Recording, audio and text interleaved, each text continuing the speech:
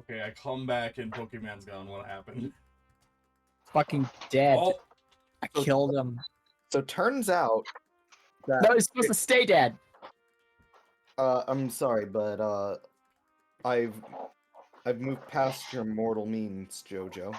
I've rejected my humanity. No, you don't understand. If you're not dead, then Mitty doesn't get to keep voicing Daisy.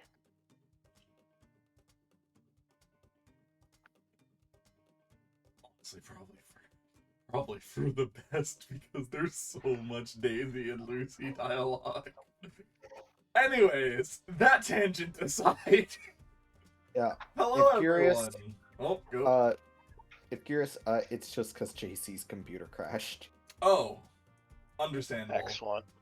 Well, hello, everyone, and welcome back to Monster Road Trip.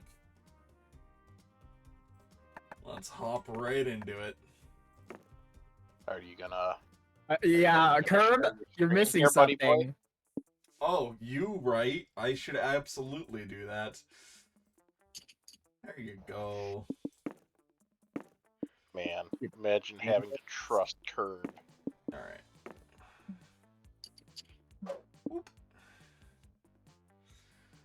Okay.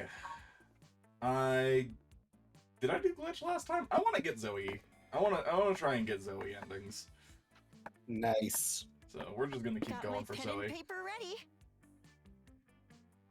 Writing fanfic the entire road trip.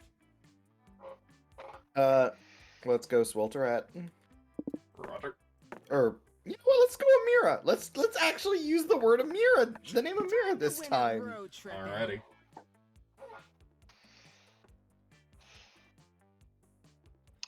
All I ask is that if Zoe's gonna be doing fan fiction this entire road trip, no Lucy X Mike ships. No, thank you. Oh my gosh. That's already in her book. Besides, Paulo X Lucy is way more classy. The Virgin Mike X Lucy, the Chad Mike. He's in fucking Lucy X Paulo. God, I can't. No, it's just. All right, who the fuck do you want? Juan. I don't know why I asked. The one and only. Ah. Fuck. I'm the Winamon. Ask stupid questions, get stupid answers. That is the only reason that you play him now, isn't it? Because he has that pun. Anyways, I assume Yes, with that you want Cinnamon. Yes. She. Yes, I do. Yes. Yep. All right. I'll do my best. Let's do this one. We haven't done this one yet. Alrighty. Alright. What ending are we going for? We've got 3 destinations we can go for. Sounds like you already went for Soul, so we could probably try Mind or Stamina. We could try a Moss Man. We could try to get Moss Man in Mind.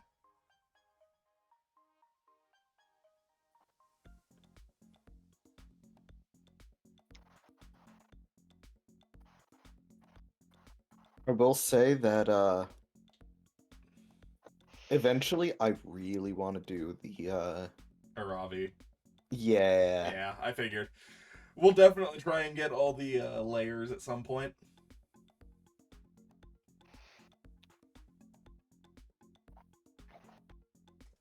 But yeah. I'm hearing I'm good no with mine. objections or I'm hearing no objections, so I think that's probably what we'll try for. Objection. Okay. Overruled. For Mind, That was Planetarium objectionable. Planetarium sounds like it could be mindful. They found a way to bring space to us. Oh right, we went here for the laser show at one point, didn't we? Yeah, we did. Yeah! Someone absolutely died! Oh boy. I'll be Stars. right back. I've Right, actually I'm gonna already go read with this the one, lasers. so we'll just skip to Amazing. the actual thing. Yep, yeah. Doesn't seem to have changed anything. Identify constellations, that sounds like it could give us mind. Or either of these actually could, I think. Because relaxing, I think, also gives, but we'll try identifying constellations. You'd like to learn more about the constellations, but you don't know much about what you're looking for. If only you had an expert to tell you more about them. Who the fuck are you? Oh, hello. Min? Sorry to bother you, but I sense that my presence was narratively foreshadowed. Are you folks interested in learning more about the constellations? We totally are. What great timing. Then I can help. I'm Andy. I've got a PhD in astronomy, and I can teach you all about the science and history of the celestial bodies. Oh, I think this is a different character. Sure. It is. But can your fancy degree teach you how to properly attune to the ever-changing vibes of the universe? Didn't think so. He's muted. Do you want to just go for it, man, Why for is he now? muted? He said he was going to be right back. Whoa. Who are you? I'm Lee, expert astrologist. I can teach you how the positions of the cosmos affect your moods, your behavior, and even your future. Cool, huh? Not this ridiculous star magic again. You know astrology is all hogwash, don't you? Psh, typical skeptic. Just because you can't scientifically prove something's existence doesn't mean it isn't real. Can't use science to prove that you're a huge nerd, but everyone knows it's true. No, they don't. We may have a point here. As much as you'd love to watch these two experts bigger all day, you actually do want to learn about the constellations. But from whom will you learn? Oh boy. Stars are beautiful celestial bodies by themselves, no need to pretend they're crabs, virgins, or sexy centaurs. Let's hear the astronomy take, or there needs to be something else to the stars beyond tons of gas exploding miles from Earth. Let's hear the astrology take.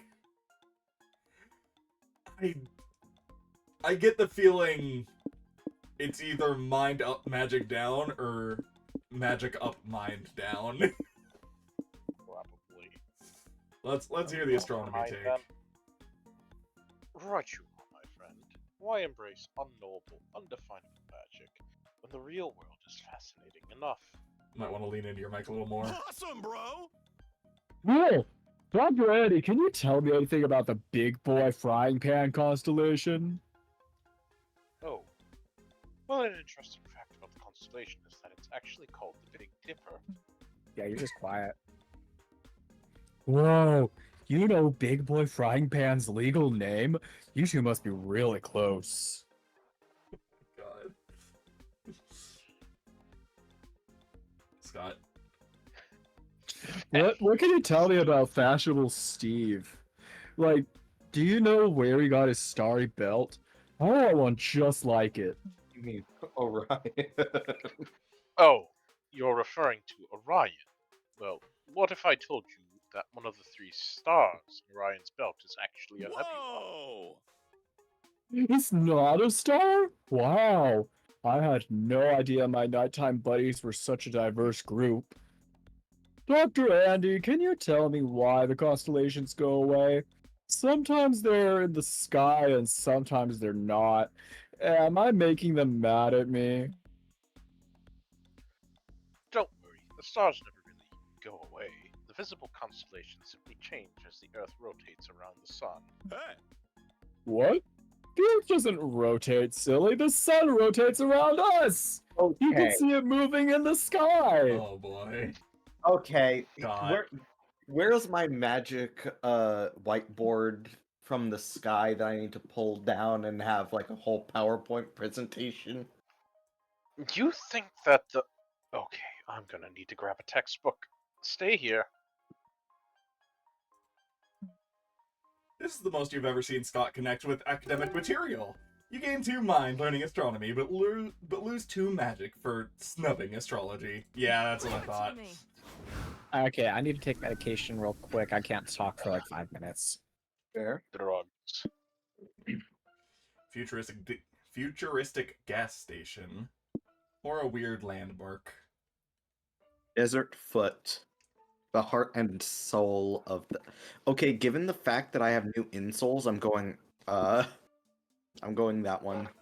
With the desert foot. This car is missing is a good woofer. I can help! Woof woof! Min should actually take Scott for the time being.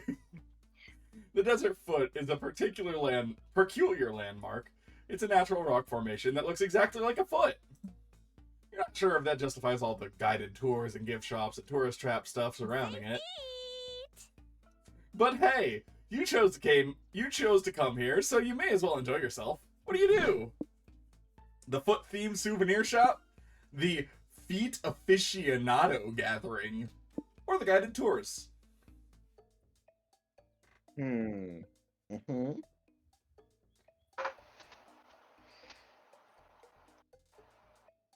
You know what? I'm curious. Let's go to guided doors. You see a sign advertising a guided tour and ask your friends if they're interested. Oh, I get it. You want to pose as tour guides and prank tourists with fake fun facts about the foot. Oh no. Actually, you're interested in going on a real tour, but Polly's idea is way funnier, so sure, you take the credit for it. Awesome. Look alive, prank masters, because I think I see our next marks. Yup. Yup, there we are. Ah, this is the famous desert foot then. Not as impressive as the desert earlobe we toured a few miles back. Oh, I think the foot is nice. The only thing that could make it better is a desert soccer ball.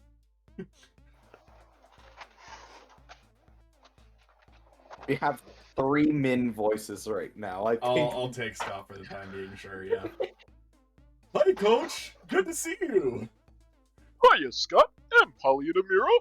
What brings you kids here on this gloriously sweltering day? We're volunteer tour guides for the Desert Foot. Want to hear some fun foot facts? Did you know the Desert Foot has a secret 11th toe? And not for the reason you think. What reason would I? My turn now! Did you know that the foot is one of the smallest parts of our body? You can tell a lot about a stranger by smelling their feet. For example, if a stranger lets you smell their feet, they're either really friendly or really weird. You aren't wrong, Mr. Howell, but I hate what you just said anyway. What about you, Amira? It's your turn up to bat. Tell us a fun, educational foot fact. Well, what's your fun educational foot fact, Amira? Desert foot gets its name because it's shaped like a foot and it's in the middle of the desert. I Glorious. Who, That's hype down, mind up, absolutely. Yeah. The second one, it said the foot was built by an ancient civilization that revered feet as sacred creatures before realizing they were actually part of their own body. Or, after centuries of erosion, the desert's foot is now facing natural decay. Conservationists are accepting donations to hire a very big podiatrist. Okay, so that last one is definitely money up, soul down, because you're fucking duping Coach again. Because he's dumb enough to believe it. Yeah. It's the middle.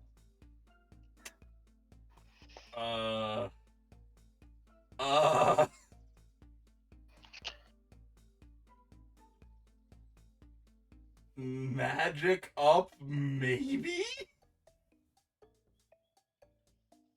Let's just go with... Genuinely, I want to go with the first one just because it's so blunt.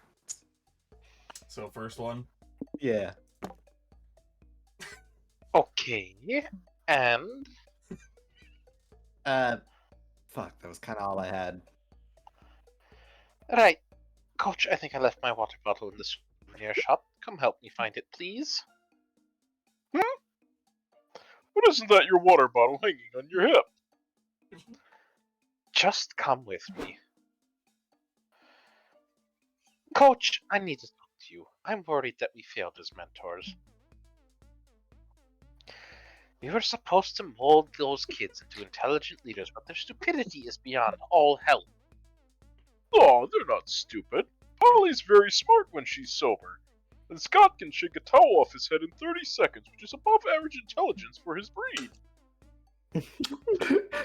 I don't know. I still think we should confiscate something from them until they get smarter. Can you confiscate stupidity? Easy, Tiger. You're too quick to punish. Remember, praise makes the prettiest peach in the pumpkin patch. What? Fine. If you really think positive reinforcement is the way to go. Hello again. Unrelated to the search for my water bottle, I've organically come to the conclusion that you youths are passively intelligent. Whoa! That's the nicest thing anyone's ever said about my brain! Quite. The fun fact that Mrs. Amira shared with us about the foot was, interesting. And I like that it was true? Am I doing it right, Coach? You're doing great. Baby steps. Yay! You're smart, kinda. You lose one height for not pulling a riskier prank, but you gain one mind. You ever seen a cat? Pranked.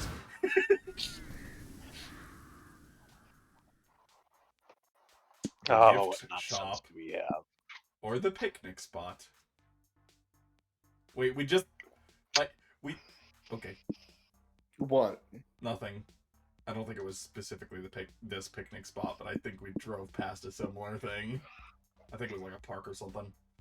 Well, I mean, picnic spot sounds like a good place to raise mind. I'll be The right back. picnic I just spot? need. I can voice Picnic again. spot. Okay. I need to go just check up a pot. Did you bring the picnic Skin basket? I didn't see my line. Oh well, I guess not. The sun is shining, the birds are... The sun is shining, Oh the my birds are God. singing, and the ants are eagerly anticipating eating your scraps. Fancy a sandwich. Oh my god. What a perfect day for a picnic. Some of these unique portraits are just so abrupt. I Oh, mean, Lord. would it be this game if they weren't? No, it would not. You've got your picnic basket and your checkered blanket. All that remains is deciding what to do now that you're here. What do you want to do? Do you want to have a nice picnic, crash other picnics, or play fetch?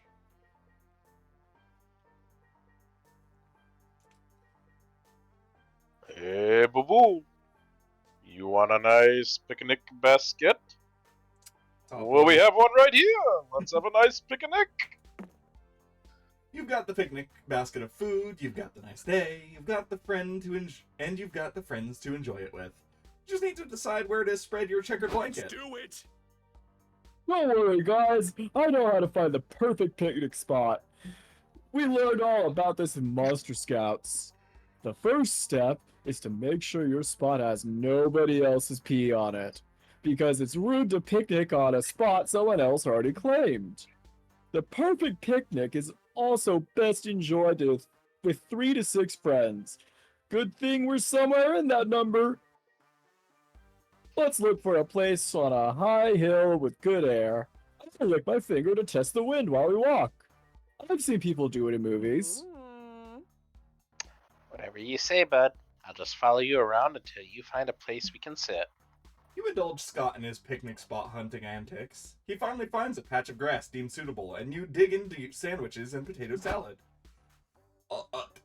It's back! No,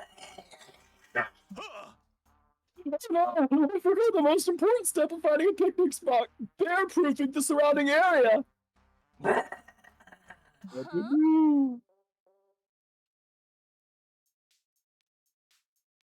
Min. Are they both muted? What the hell? Well, they're not both muted. Minshift is just quiet as fuck. Did Min crash? I don't know. I think Min might have crashed. Might have crashed. Oh no. Dun dun dun dun dun dun dun dun. Whoa, is that a bear with a gun? That's my second favorite excuse for how I died. At least Oh, she admitted no! She This said excuse bear this isn't time. just stealing the picnic, it's robbing the picnic! This is a stick-up! You can have the picnic, Mr. Bear. We don't want any trouble. The bear doesn't seem sold on those terms. He gestures the gun at Polly's bottle of honey No mead. way, Boo. What? You want to steal my booze too? No way, Winnie the Party Pooper. Obi-Wan's dead. Winnie the Party Pooper. You're not willing to die for mead. Intercede and save the day before this bear lights you all up. The bear's behavior is probably due to nurture, not nature. Try to learn what circumstances brought it to a life of crime and help him from a place of empathy. Or, get this bear the only thing bears covet more than delicious picnic. A taxi license. Just imagine it! A bear driving a taxi! Priceless.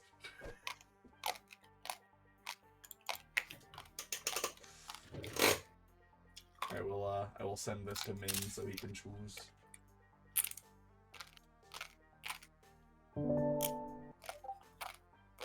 I know what I'd choose. Well, we can absolutely hear you chewing.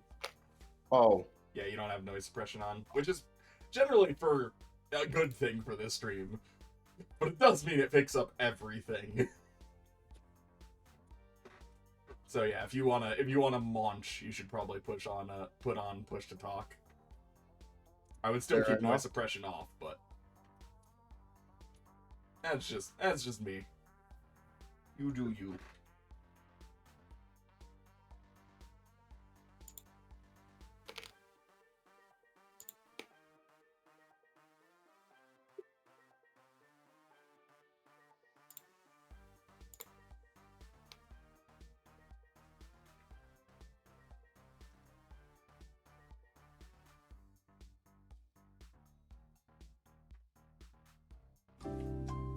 I know, right? Min was typing something for a second there. Alright, cool. So tasty. Alright, top one. where's that from? It's a Monster Hunter thing. Monster Hunter. Yeah. Ah, Using your powers of empathy, you appeal to the bear's emotional turmoil. You tell him that you get it. You really do. He may want this picnic, but he doesn't need it. These sandwiches and sodas won't bury his inner pain. But you can give this bear what he really needs. A bear hug. Arrgh. The bear remembers the runt being the runt of the family, neglected by his emotionally distant bear dad for being scrawny and weak. He reflects on trying and failing to find a job. Nobody's hiring bears these days. He's struggling to make ends meet. His bear wife berates him for being unable to provide for the cubs. He can barely afford the rent of their cave. Damn forest gentrification. He wandered the forest after a particularly nasty marital dispute. He was hungry, frustrated, filled with rage at an unfair world. The bear remembers passing a box of firearms with "Free guns for bears" written on the side. He knew what he had to do. A tear rolls down the bear's snout as you told him. He pats you on the back and walks back into the forest for some much-needed introspection time. Lame. So you solved the bear's problems with compassion and understanding? Lame. I mean, don't get me wrong, I appreciate you saving my meat. Oh, and Scott's life too. That was objectively the least interesting way you could have gotten that gun out of our faces. I beg to disagree personally. Sheesh. A simple "thanks, Juan" wouldn't go amiss here. You know in your heart you did the right thing, and despite losing 2 hype, you gained 2 soul for helping the bear. Hands on the wheel, eyes on the road. Shady property. Maybe skip this one while trick-or-treating. Or rave in the desert. If the ravers party in the middle of the desert, does it make a sound? Raving in the desert. Oh, is that an earthquake? Scott, that is the fucking base! In the middle of the desert, ravers and partygoers have gathered to dance their cares away. You're drawn to some blurry figures in the crowd, ethereal beings who look like they were made out of party. Party time! Oh, it's these guys! As you behold them, you wonder, how should you milk the vibes of the rave? Party 24/7. Find the best rave spot. Or try to get some drinks.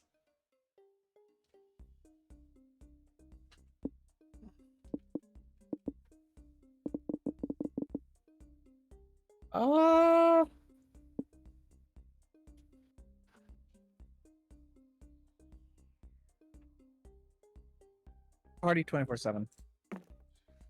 Fuck yeah, it's time to partay! You're considering where best to dance your ass off when three smiling spirits float up to you. Oh boy. I don't know who wants who.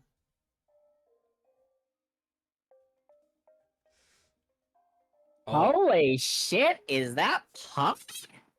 Good to see you! Welcome to the rave! Pokemon. Oh, is Pokemon crashing as well? God damn it.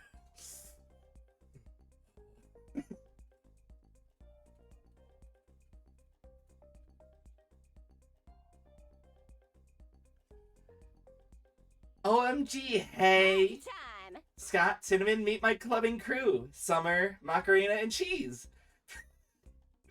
They're the ghosts of the party's past.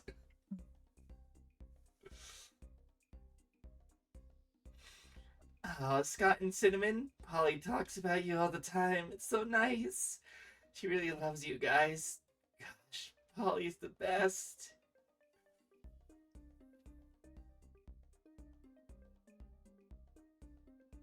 She is. How is everything, girl? Are you liking the party so far?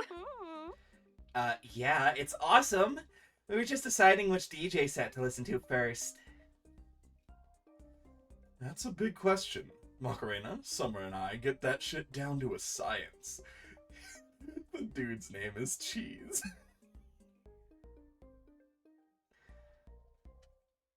We put together a DJ schedule. We'll rotate methodically throughout the sets so that we're always changing and curating our vibes.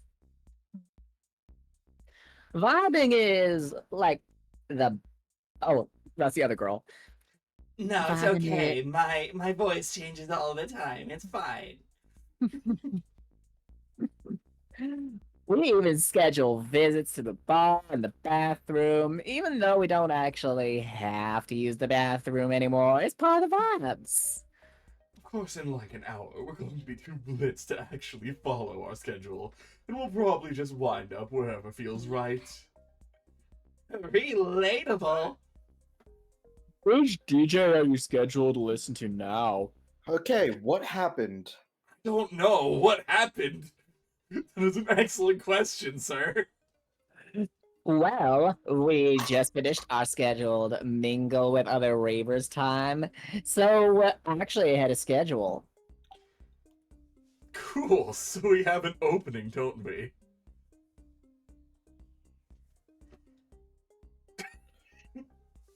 She's not sure who the hell is voicing her. We could, like, do some more ecstasy. We can do that. And in another set, do you guys have any preference for who we listen to next? Oh boy. Uh, Hypno D and J, the Robo Warlock trance DJs who will put a spell on you. Surrender to the groove. Or Dead Mouse. A skillful French mouse that controls a funky corpse by pulling its hair to create the most No, that's too good. That's too good. We have to go the Ratatouille God. route. So, by the way, I at least will say, I might have forgot push to talk was on, and I went to go finish my food. I But understand. why was I out of the call? Because I wasn't sure what was going on, and that was the best way I could figure out to get you to understand that something was up. Gotcha. Ah! Crap, I left my salt in the other room. Alright, anyways, dead mouse. Dead mouse. Alright, zombie linguini, let's go. Excellent choice. Dead Mouse is the hottest DJ in Europe right now. They've got a great rags to riches story too. The duo got started as a gourmet chef in Paris, with the mouse controlling the chef's movements by pulling on his hair. I got it. Oh, I think I've heard this story before. Alright. If somebody else does actually want her, then go for it. I'll just keep the dude. Hey, Min, do you want... Is this like the younger sister or something? I don't know if they're siblings or not. They're just There was party like spirits, a basically. twist. Yeah. Chef died. So sad. How everything eventually dies. But Mouse wasn't ready for his career to be over. He knew he couldn't keep the corpse employed as a chef, though. Too unsanitary. So they became a DJ duo because, you know, DJing is like cooking with sound and vibes. So nice. Everything is eventually reborn. Well, weird backstory aside, Dead Mouse turns out to be an amazing DJ, playing remixed bops from the aughts. Yes. This set is incredible. Isn't it great? By pulling on a corpse's hair, Dead Mouse pulls on the heartstrings of nostalgia. Ah, remember having functional heartstrings. I hope wherever my corpse is, it's being controlled by a rodent. I hope mine is too. Being Wait. controlled by the gerbil in your head. You getting too hyped for raving like you're a kid again. Except you're not a kid and raving is hard on your aging joints. You lose 2 stamina. God, that. Look, That... look, you do Wow. not have to come at me like that. Some time to update my fanfic. Jesus. Alright, I assume, Pressed enough as it is. I know who's gonna be calling up Moss Man, so I'ma Where just... to go now? Let's go on the road. The car. Yeah. Might take a short 10-hour power nap. Mood. Fucking mood. Juan, you are just a goddamn mood. No kidding. Alright, Moss Man, let's fucking get you in here. I can hear the crickets.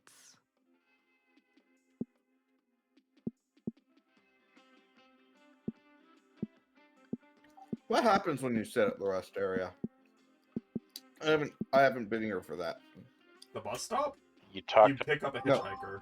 No, the rest to people. Oh, you talk to Pollier Scott. Gotcha.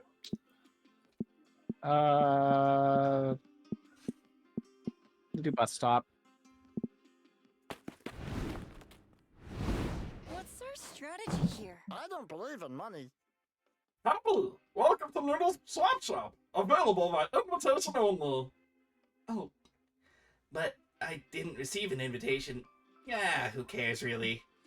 Anyway, choose something already. Alright. We want mind. I don't know which of those is mind. That's spirit, that's stamina. I think the How the Road to Road Trip book is mine. Oh, no, not on this That's side. for giving up. That's mind. giving up. Oh, Mind. We don't have... We are low on magic.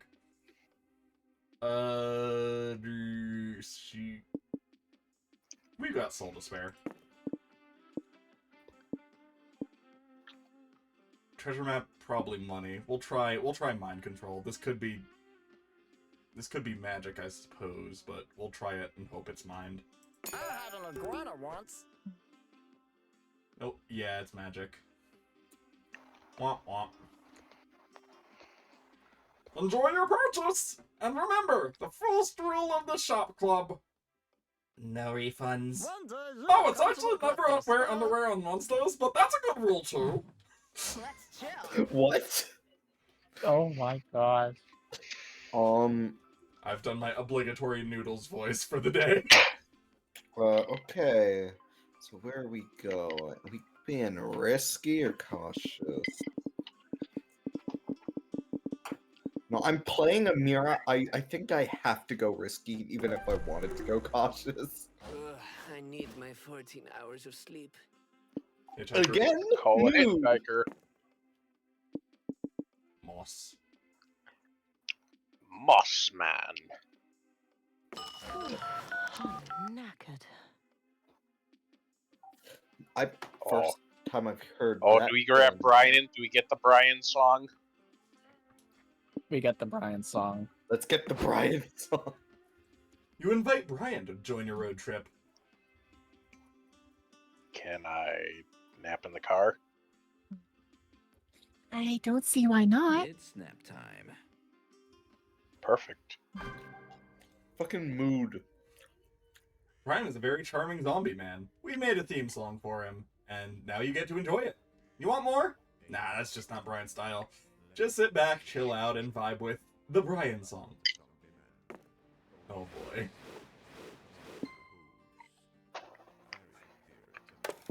Hang on. Time to find out what they had Praz do.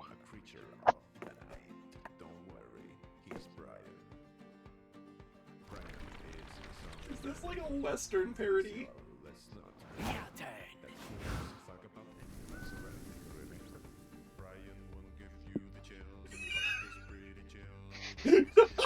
Can't hear it that well. Oh my god. Damn it, Sung Juan. Alright. Well, I don't want to make your decision for you, but I think one of these is more fitting than the other right now.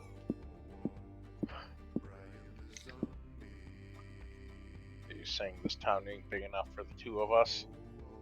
I mean, it's your call.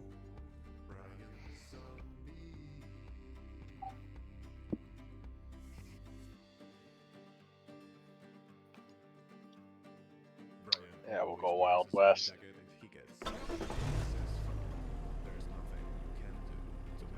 If I drink gas, do I become a car? Why would you want to become a car anyways? Sorry, I was pressing. Welcome to the land of six-shooters, outlaws, wild stallions, and 10-gallon hats. Howdy, hombre. You've always wanted to be a real cowboy, or at least the kind of cowboy they show on TV, and now's your chance! So what are you gonna do, partner? Duel at high noon. Visit the saloon. Or visit the horsies.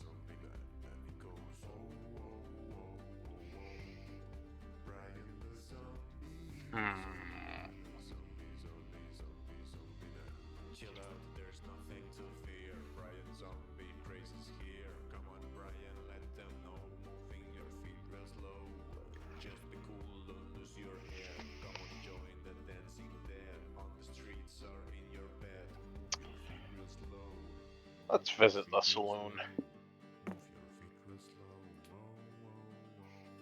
You visit the saloon. It's full of rugged cowboys, high-stakes poker, and a lot of unwashed horse ass. You all sit down at a poker table, but before you can be dealt in, the saloon double doors dramatically blow open. A breathless cowboy stands in the doorway. The name's Otto Deadeye McCrae. He says, "Oh no, it's McCree." It is absolutely McCree. A gang of outlaws terrorizing my mama's farm. I'm here to recruit a band of misfits who are good with a revolver, here to save it. Who's with me? That's great, Deadeye, but here's the deal. I'm Polly Rough Rider Geist, Oh my word. and I found these cowboys first, so I need you to back the fuck up. Are you sure we shouldn't help Deadeye, Polly? His mom's in danger. But my poker game gets canceled, I'm in danger. Yes, I'm intentionally putting on this Valley Girl voice. What are you talking about? She would. I could die of boredom. It's happened to me before.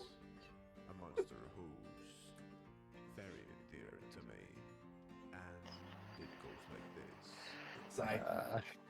Sorry, I was being pinged for something. I'm sure there's a way to make both of you happy. Maybe some of the cowboys can go with Deadeye, and some can stay here and play poker.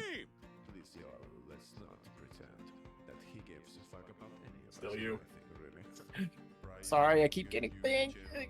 We could even take turns picking teams. It'll be like gym class, but with lives on the line.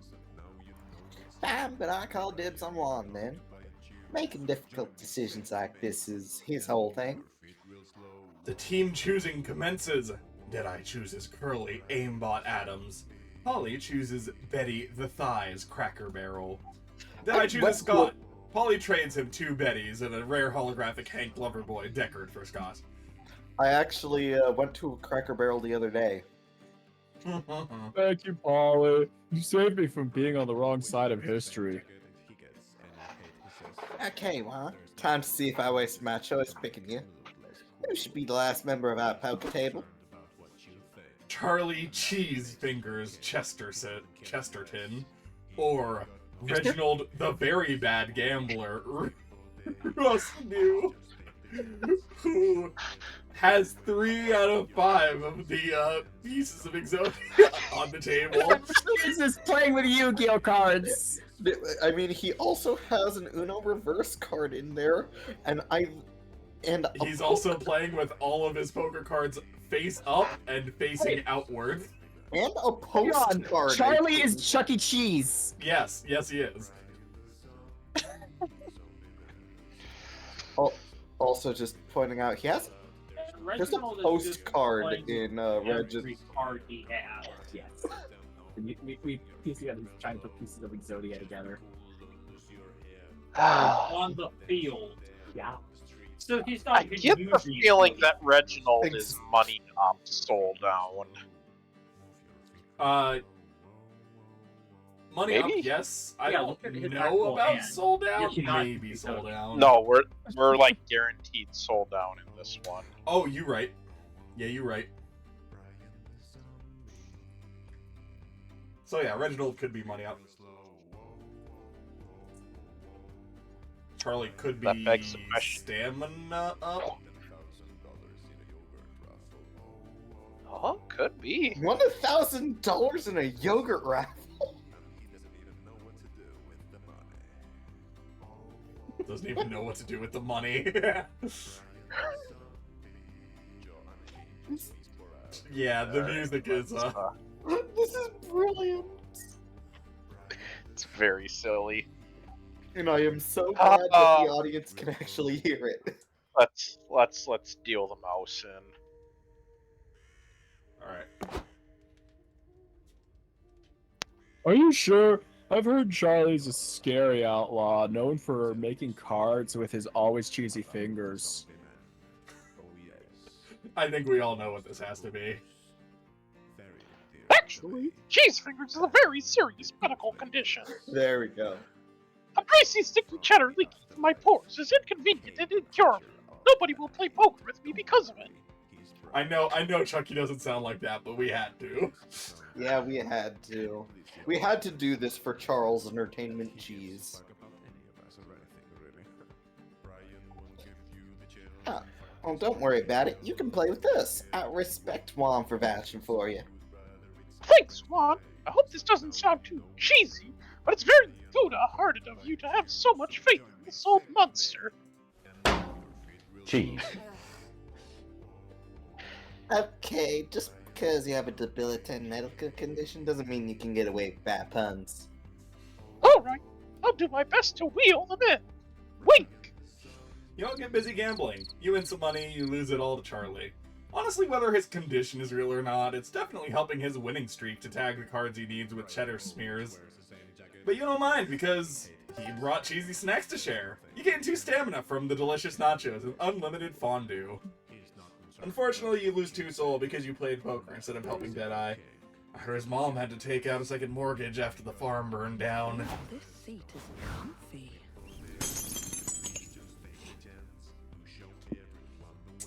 To the factory? Or to the regular gas station? One of the factory. Do you think our car is secretly a battle robot? Maybe. Wait, one second. You gotta turn off the accent. Okay, there we go. Factories are ruled by long hours, hard physical labor, and the crushing weight of capitalism on everyone's shoulders. Oh no! Hang on, I'll be right back. One of my things was chosen. Hang on just a sec. It's obviously the perfect place for you to have fun and cause a little chaos. There are rows upon rows of conveyor belts staffed by workers assembling something. How do you participate? Wait, no, god damn it, Sai, this was your thing! I guess you got chose for something. I'll be right back as well. I just need to put a bowl in the sink.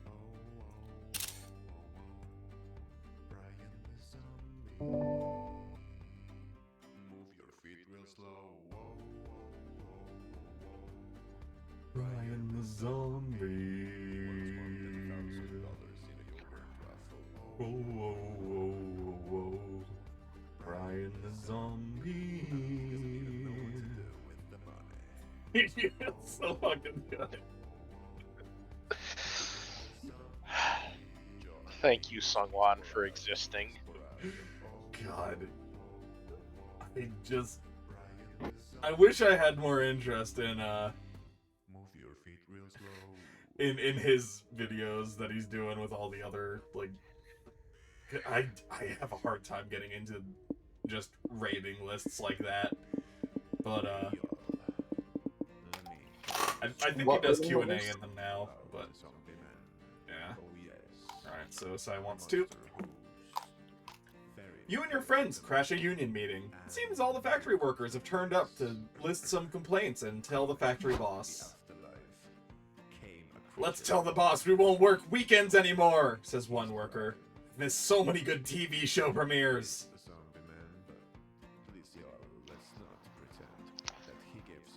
Let's demand better snacks in the vending machines, says another. I'm sick of off-brand potato chips and candy bars.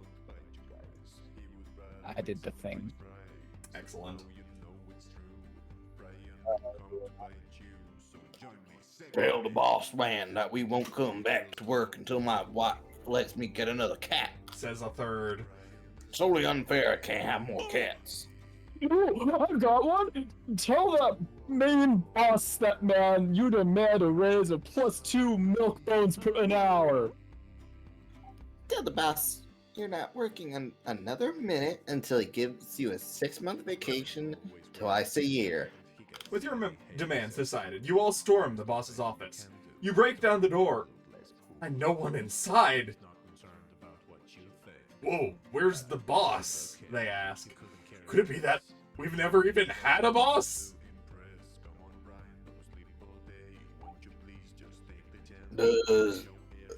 Actually, you take this, man. Does anyone remember even meeting him? Or did this factory just show up one day and we assigned ourselves jobs and conditions because it seemed logical? It's an SCP. If there's no boss, then I want to be the boss. Shouts a worker. First rule is I make all the money, and anyone who bitches about it gets fired. Shit, now everybody's gonna want to be the boss. Whoever becomes the boss will just be hated by everyone else and kicked out. It's a never-ending cycle. That sucks, but you don't work here, so maybe you should just let them handle it? Lol, JK, can you imagine? Of course you're gonna propose your own solution. Who should the new boss be? You need no bosses. Fuse the consciousness of all the factory workers into one being. Proletariat, the working class. Or, this dog, what he lacks in business acumen, he makes up for in cuteness. Woof woof. Second one. Doge. Great idea, Cinnamon! Dogs are Monster's best friend, and they never betray us. Yeah, I think dogs are the only non-corruptible creature left on Earth. A dog would make a great boss. I see no flaws in this plan whatsoever.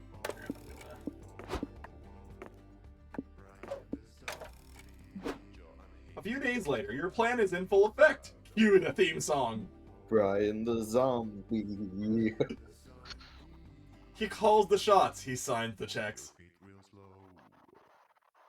He wags his tail and wants his pets. This is supposed to be an actual song, and I don't recognize it immediately. Neither. I don't actually know which one this is. Boss Dog. He's the boss who loves you.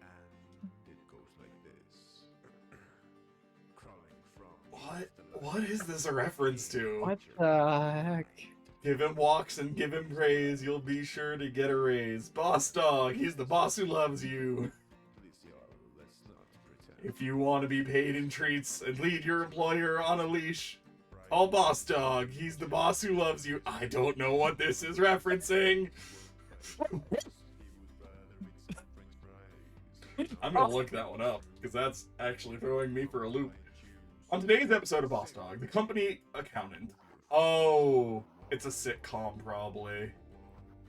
That would make sense why I don't understand it, because I don't watch sitcoms all that often. On today's episode of Boss Dog, the company accountant enters the boss's office. Boss Dog is scooting around the carpet on his butt. Canned laughter ensues. Hey, Boss Dog, says the accountant. I was looking over this quarter's finances, and our profits are plummeting. We need to lay off at least a third of the staff. The accountant hands Boss Dog the financial reports. Boss Dog chews them to bits. Oh, Boss Dog. Oh, okay, I guess we can just ignore the problem for now, sighs the accountant. Can't argue with the boss. Wow, this is a great plan. Sure, the company loses 2 money, but look how cute Boss Dog is. He's got soft ears and 2 souls. I've memorized the wiki. Sure have. Wait, how did we lose money? They said the company... Oh no. Oh no. Yeah, I'm good, thanks. That's fair. Oh, hey, Brian event. You stop on the side of the road so Brian could get his daily dose of chilling. After a power nap, you gain 2 mind, but when you wake up, there's a car identical to yours, but blue on the other side of the road. Hey, bros, nice car. Thanks, bro. We're on a road trip. We stopped to rest and gain some stamina back. We're on a road trip too. We've relaxed for a bit to gain some mind.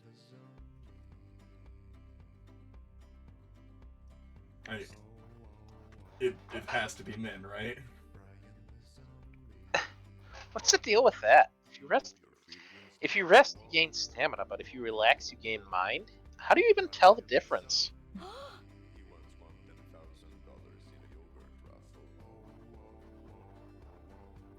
Eddie. Is he dead again? Oh, fuck. I hate push to talk. I can turn it off now. I'm gonna do that.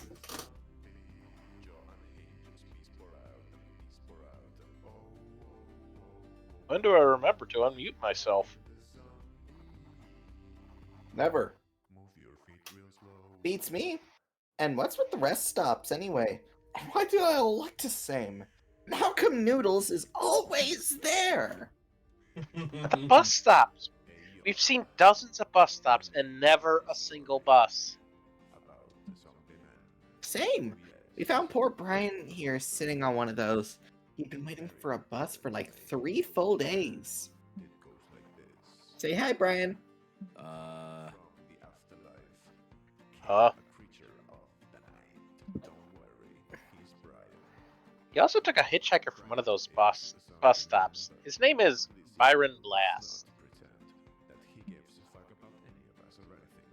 With an exclamation mark. Oh my god. Oh, What's up, everybody? Pro Surfer and Master DJ and Washboard Abs have a Byron Blast is intercom. Turn up that radio. This road trip, it just became a road party.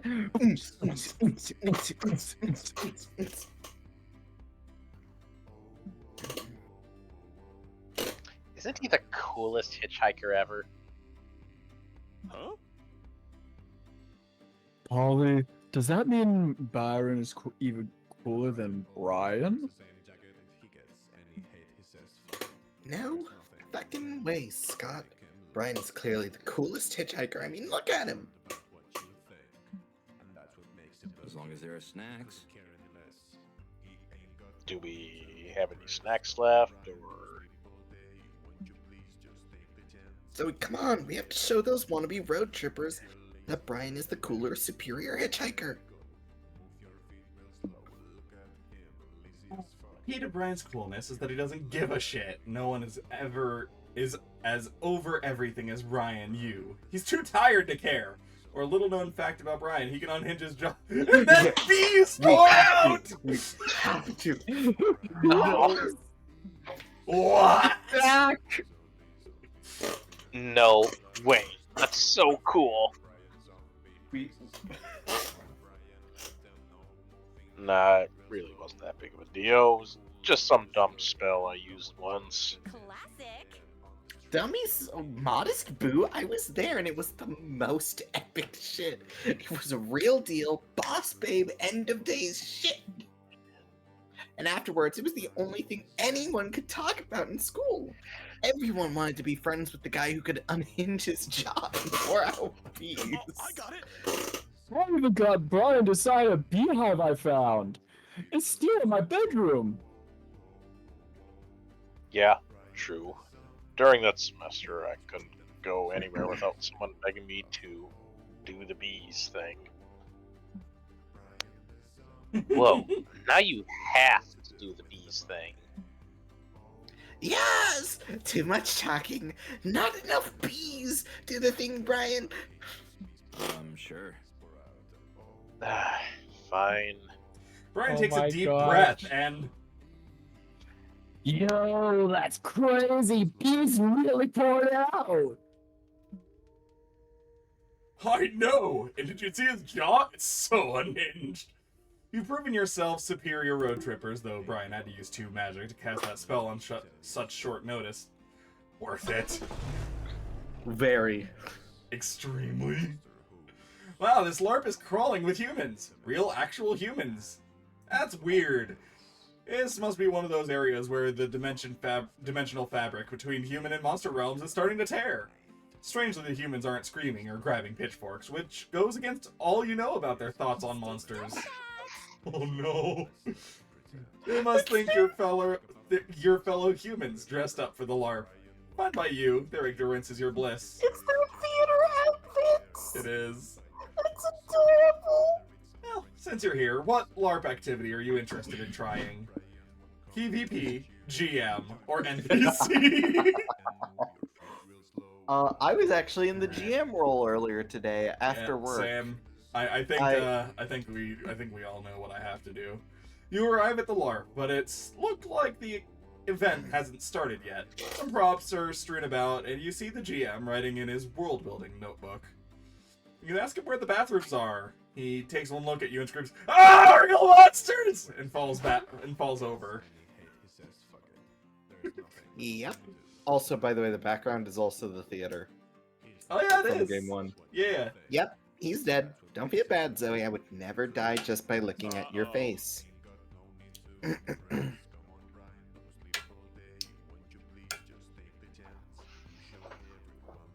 What do we do, bros? The LARP is starting soon, and there's no game master to direct the event. Maybe we can fill in for him. The show must go on. Let's check his world-building notes. The notes say the LARP has been taken over by an evil sorceress, and it's up to the LARPers to find the sword of justice and slay the... Lame. Yawn. I'm already asleep. Not to bash nerdy shit, but this is super played out nerdy shit. Maybe it's a good thing Zoe killed that guy with her face. Now we have a chance to improve his setting. Oh boy. I mean, we are looking at the right person for it. And I don't know whether I mean Zoe or Curb.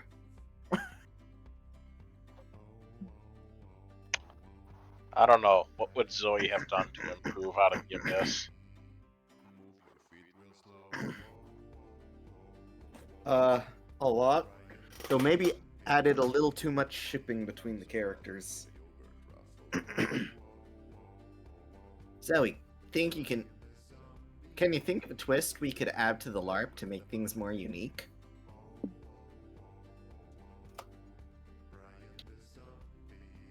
Design a complex economy that relies on microtransactions. It's so popular in mobile games nowadays that it must be a thing the players like the most. Right? Or introduce the people to real adventure, a world where they must brace for an upcoming problem attending a school where they do everything to learning. Oh no. Neither of these seem like they're gonna add mind, so this one seems like everything but learning is going to reduce mind. So we're gonna go with the microtransactions, I guess. It's money up, sold down, I imagine. After a few hours of setup and revisions, the LARPers arrive. For their sake, you hope they brought their wallets. Oh my god. I love them. Here they are. Oh my gosh. Also, the That fucking is Road to so El Dorado great. reference in the background is very good. I stepped away for 3 seconds, and these guys are here. Alright, who wants who? I kinda want Miguel. Which is Miguel? The Bard. Watch Road to El Dorado, you uncultured swine. You really should. It's a really good movie. I really should. I've heard it's a good movie. I'll take the vampire. Fun fact: that is actually his class too. He's just vampire. My adventuring party and I are here to slay the evil sorceress. But first, do you have a quest for us to gather experience? Have fun. Sure, here's a direwolf. Slay that thing. You set up a cardboard direwolf. The fighter slashes it to pieces. Oop. Sorry, Boo. Your DMG output wasn't quite enough to slay the direwolf. But for plus 2 money, you can increase your DMG by 80% for 48 hours. Do you have any upgrades for me? I'll easily pay that amount for an increase in loot playing. That sounds like a way easier than practicing my scales. It's break time! Have you guys ever tried Scott Snacks? They're the yummiest treat for the adventurer on the go! Huh. I'm an immortal vampire. What with the voice? Not the voice I would have gone with, but okay. What the fuck was that? Why did... like, here's the thing. I wanted to go for, like, blah, blah, blah voice. But then my throat squeaked, and I ended up going, like, taco with a cold. I'm an immortal vampire, a creature of the night. I've no use for your pedestrian junk food.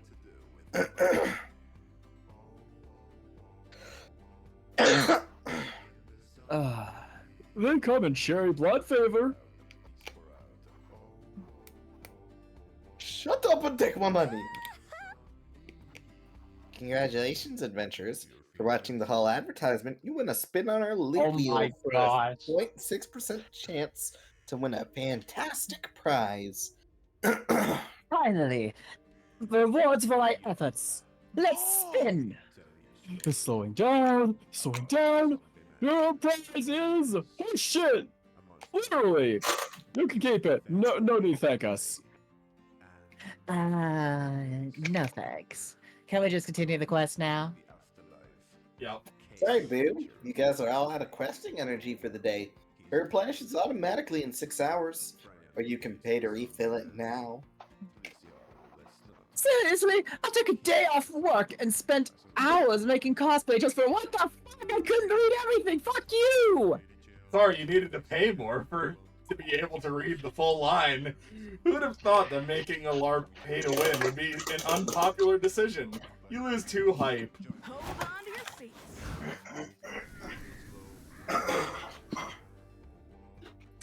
Well, New Leaf or Gojira? I haven't seen New Leaf. Do you want to? Well, it's not your choice, so... It's not my choice. Godzilla. Godzilla. Hey, Brian, want some Scott snacks? I'll take anybody's snacks. Burning buildings, screaming people, and eardrum-shattering roars. What the hell is that picture? There's no question about it. A kaiju is attacking the city. I'm not sure why you decided to visit a city obviously experiencing a deadly event, but then again, I don't know why I expected logic from you anymore. Nevertheless, you now need to protect yourself from death by a giant reptile. What do? Fight the kaiju, evacuate the city, or accept your fate. Okay, I wasn't here. What is that? So this is this is the event options, like how the events worked in previous games. Gotcha. So, yeah, that one you have to choose. You have to figure out which one corresponds to which stat. You have to choose the higher one. Yes. Fancy a gamble? Oh, no, what I fancy a gamble. Oh boy, here we go. Accept your fate. Yeah, what's the point of fighting or running? The city is being attacked by a giant kaiju. Even if you do survive, life around here is gonna be bleak as fuck. Cheer up, guys. Embracing the inevitability of death isn't all bad. It's also a great excuse to drink. Come on, I know a nice place. Polly takes you all to a rooftop bar that's miraculously still standing. You grab some liquor and sit on the balcony to drink and watch the kaiju destroy everything.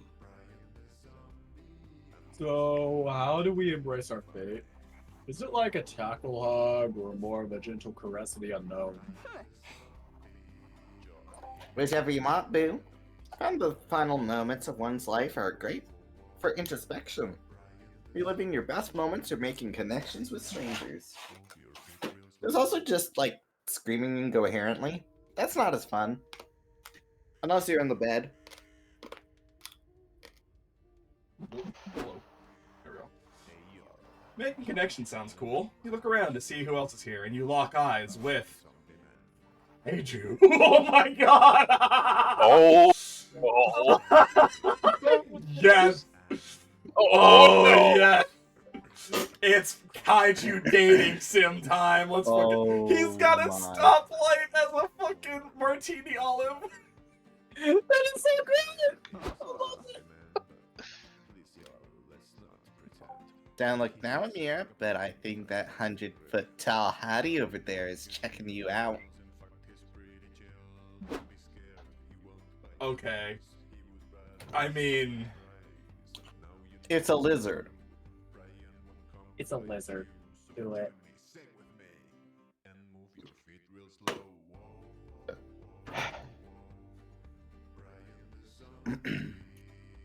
Why, hello there, puny creature. Don't mind me, I'm just taking a breather. Leveling an entire cityscape can be so exhausting, you know. Oops, silly me. It appears I've dropped my traffic light garnish. Let me just bend down to grab it. Mama like it. Look at them cheeks. Amir, you better go over there and strike up a conversation before I swoop it into it for you. Sure, chat up the giant city-destroying monster. This might as well be happening. What's your opener? Discuss how you see yourself as a rural soul, so you understand the kaiju's hatred of big cities. Or, tell the kaiju you understand its rampant anger. You were in the same bad place until you started practicing mindfulness.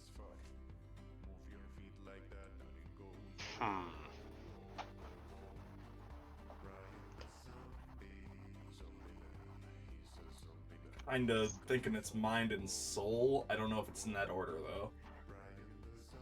Yeah, I was thinking mind and soul. I mean, there's literally soul in this one and mind in this one, so... Yeah. Could be. Let's understand the anger. Stat chest. Success. Time to embrace your inner dickwad and extol the virtues of positive messaging, breathing on purpose, and slowly savoring a raisin. You do some mindful meditation together. You encourage the kaiju to think of itself as a ripe, unpeeled peach. You're Affection so smart, 1. Mira. I never would have thought sitting motionless for 15 minutes a day would be as satisfying as flattening a city block. Oh. Wow. Of course, the only person left on Earth who isn't sick of the mindfulness craze is a kaiju who's been dormant at the bottom of the ocean for centuries. This is really helping with my ancient directionless bloodlust. Can we do this again sometime? Whoa, did the kaiju just ask Amira on a meditation date? Now this is hot. Affection went up. What? No, it was an accident. The kaiju punches the building to smithereens, blushing furiously. Aw, so shy. The kaiju's crush, get it, gives you a confidence to keep flirting. A true monster fucker at heart, you gotta see where this goes. How do you flirt with the kaiju to let it know you're interested too? I should draft an urbanization plan between my legs, cause I can see you going on a rampage down there. Or, I've been waiting for years to say this for real. Step on me, baby! Oh my I get the feeling that it's that last one hype. I think feel the like last it's one's hype. That would make sense. So I can't go it because it's the lowest. I mean, if we assume that it's hype, then yeah, the other option is just the correct answer no matter what, huh? Yeah. It's either hype or it's fucking stamina. I feel like it's hype, though. I mean, here's the thing. Drafting an urbanization plan sounds like mind anyways. I don't fucking know, man. I mean, yeah. We Let's just go. going, I guess? We just going with this one anyways? Yeah. Alright. Yep, another mind. You actually have been drafting the paperwork for an urbanization plan in your crotch. You've been scribbling them tipsily on a napkin, but still, you submit your paperwork to the city government and actually get a permit. They probably too busy with the kaiju to give a shit what they approve right now. Oh wow. This is a big permit packet. I hope you've got good disaster insurance, Amira. Yeah! Yeah! Oh my god! You seem like a new to a city, you naughty girl. I know how to make a good neighborhood go bad, if you know what I mean. Wow, an ancient magical kaiju flirted with you! Nice. And it's probably gonna shatter your pelvis. Amira, I can see that you're trying to bone that kaiju, and I'm trying to work on my reading the room skills and not bother you. But an angry military man has been on the phone for you for 15 minutes, and I've run out of songs to sing to make him think he's on hold.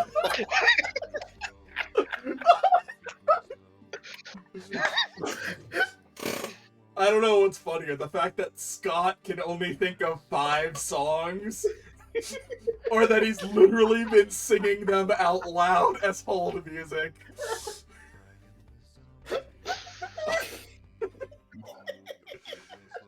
Oh shit, you gotta take the call. Military man tells you that he's worked with the mayor and a team of scientists to build a mecha capable of defeating the kaiju. Since you're the only one who can get close enough to the kaiju, they want you to pilot the mecha to kill it. Oh no! Wait, you can use this. Take the mecha. We'll tell them we're gonna kill it, but in reality, you're gonna use the mecha to fuck it. Not a bad idea, but doesn't a mecha need to be powered by at least 5 people? Don't worry, Amira, that's what friends are for. Holly and I will pilot the mecha's wings. We can be your wingmen. Yeah, and the government's sending some engineering nerds to be the legs anyway. I bet those guys never get any action. They'll just be excited to be a part of it. And you, Amira, you'll pilot the most important part of all. The head. Oh, silly the Robocock! I mean, what's the... Yeah, it's the Oh, you cockpit, meant- right? Yeah, the head. Yeah, exactly. Wanna sit in my cockpit? Now that you're sitting in my cockpit, do you mind if I eject?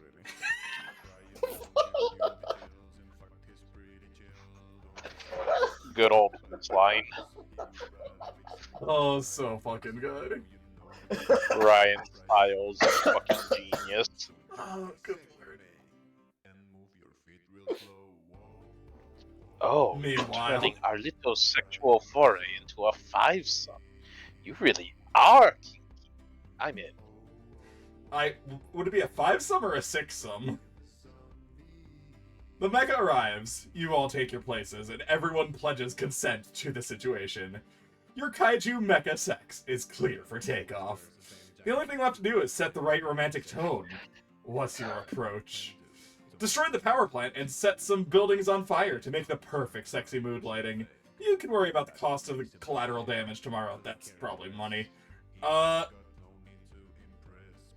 Or, think outside the box. In movies, mechas use their surroundings as weapons, so you can use a train as anal beads? Why not? So, given the think outside the box, Yeah. I think that's mine.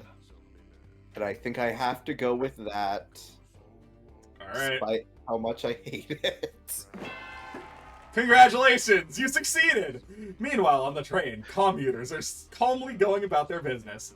Then suddenly a huge hand grabs the train and lifts them into the air. People are screaming, children are crying, businessmen are chitting their tailor-made suits. A voice comes over the PA. Hey, Sai. Attention, Oh, passengers. nope, alright, never mind. Due to unforeseen circumstances, the train is now being inserted into a kaiju's ass. Expect some turbulence and delay. Yeah, you don't say. We encourage you to stay in your seats and remain calm. Don't open the windows under any circumstances. Structural damage may occur depending on how rough the sex is. We expect turbulence to continue until we hear the sound of the creature's climax. We know you had many transportation choices and you chose poorly. Thank you for traveling with City Train. No refunds. So concludes the story of how Amira fucked a kaiju. You and your friends drive away. Your fuck buddy returns to the ocean, and you gain 2 hype and 1 magic. I Kaiju affair! Might take a short Absolutely beautiful. Alright. Bus stop. I can hear the crickets. I'm going to the car. Sometimes you update my fanfic. At this point, yeah, we'll just keep going to Noodle. Is young. I'm a talk to Scott and Polly. Oh god, alright. Oh boy, here we go. Welcome to Noodle's Trash Buffet. I'm sorry, say that again? I'm sorry. Noodles is not responsible for early onset dementia. Oh boy. Alright. This is magic, this is magic. This is stamina. And this is hype. That's hype. So no matter what, I'm getting rid of something that is at a 9. So we're gonna go with this. Alright. This is probably hype up. Yeah. Haunted rearview mirror. That sounds like magic. Yeah, that sounds magic. Yeah. This is the this is soul, I believe. Soul or money. I always forget. And then this is stamina.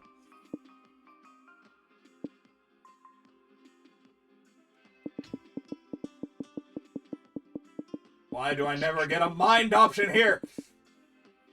Never get the options I want when I'm doing this. Alright, fine. I'll take the inflatable boyfriend. All an illusion. What? Oh. The road belongs to me. Well, that's fun.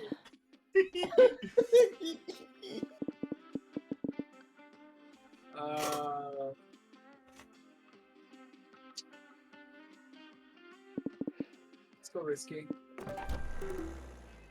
Quick break, then back on the road. Let's, you know what? Let's talk to Scott. You search for an apartment or Scott snacks? Search for an apartment. Yeah, bro. Holly and I have been looking for a place to live together. Isn't that awesome? We've been touring apartments lately. It's like an adventure. It's like we're looking for a legendary treasure, but the treasure is, you know, a home. So far, it's been super hard to decide. All the apartments we visit are really cool and really elegant. Picture this. Almost all of them have indoor toilets. Oh. Fancy, huh? Ooh la la. At one place, the owner told us if we wanted to rent from him, we had to join his Reggae. his reggae band. An apartment and a new hobby? Sign me up. One had a strict rule that we could not consume ketchup while renting. Strange rules are bad, but healthy habits are good. Holly said that these were very bad signs, though. She's the brains of the operation, so I trust her blindly. Idea. Sounds like a good call. I love That how was it's an just- implied sweat drop on her head because she Mm. can't. It would just be Steve. One was just a basement that Polly said was probably criminal in some way. You may want to dodge that one. There was also one with no bathrooms where the owner offered to sell us what she called a shit bucket. That one was definitely bad, I know that much. Yep, sounds about right. Anyway, I like to see all this apartment searching as a fun journey. And you know what they say about destinations and journeys. You do, right? I don't. But I think it was something about journeys being fun. This journey of yours What's does going on behind does those sound eyes? fun. I'm sure you'll find the right place eventually. You got this. Thanks, bro. I'd love to have you visit once we find the place. You spend the rest of the night imagining how perfect Scott's new home would be. It's a fun and cute activity. Scott's the best. Chaotic energy time, here we go. Oh, I boy. didn't know what that did. Alright, what is Mossman doing to us? Brian left the party. You invite Mossman to join your road trip. To gossip. I'd love to join you. Thanks, Swan. I have so much gossip to catch up on. You won't believe who Martha Manticore is dating this week. Cryptid vibes. Cryptids are all about inexplicable mysteries. Such as why, starting next week, every turn you'll gain a random resource and lose another random resource. Weird! So what does the chaotic energy do? All stat gains are increased and decreased by 1. Oh. Yup. It's gonna be an interesting week. Driving is so relaxing. Chaos. Oh, we don't know what Mossman gets rid of yet either. Alright, space station. It's random. Or border of a one-person country. Well, that's the whole thing with Mossman, is it's completely random. You gain one randomly, you lose one randomly. Sai, it's you. Oh, it's me? Yes. Okay. We're going to space. Oh, God damn Died. it, Polly. Hey, you just reached a high amount of mind. Good for you! Does that mean you're aiming for the mind-based destination? If so, there's a wacky adventure that you could unlock a layer for that destination. You want to go for it?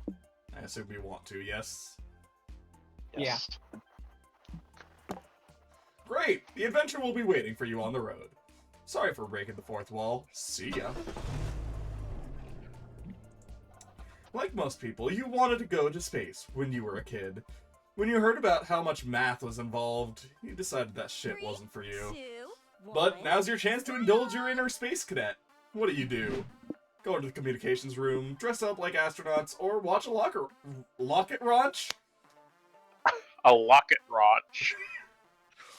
A rocket launch. Right!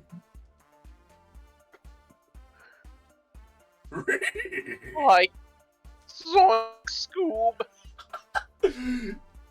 You roboted for a second there, and it was so fucking good with the Shaggy voice. No, I heard the entire thing. Like, who turned out the lights, man? I don't know.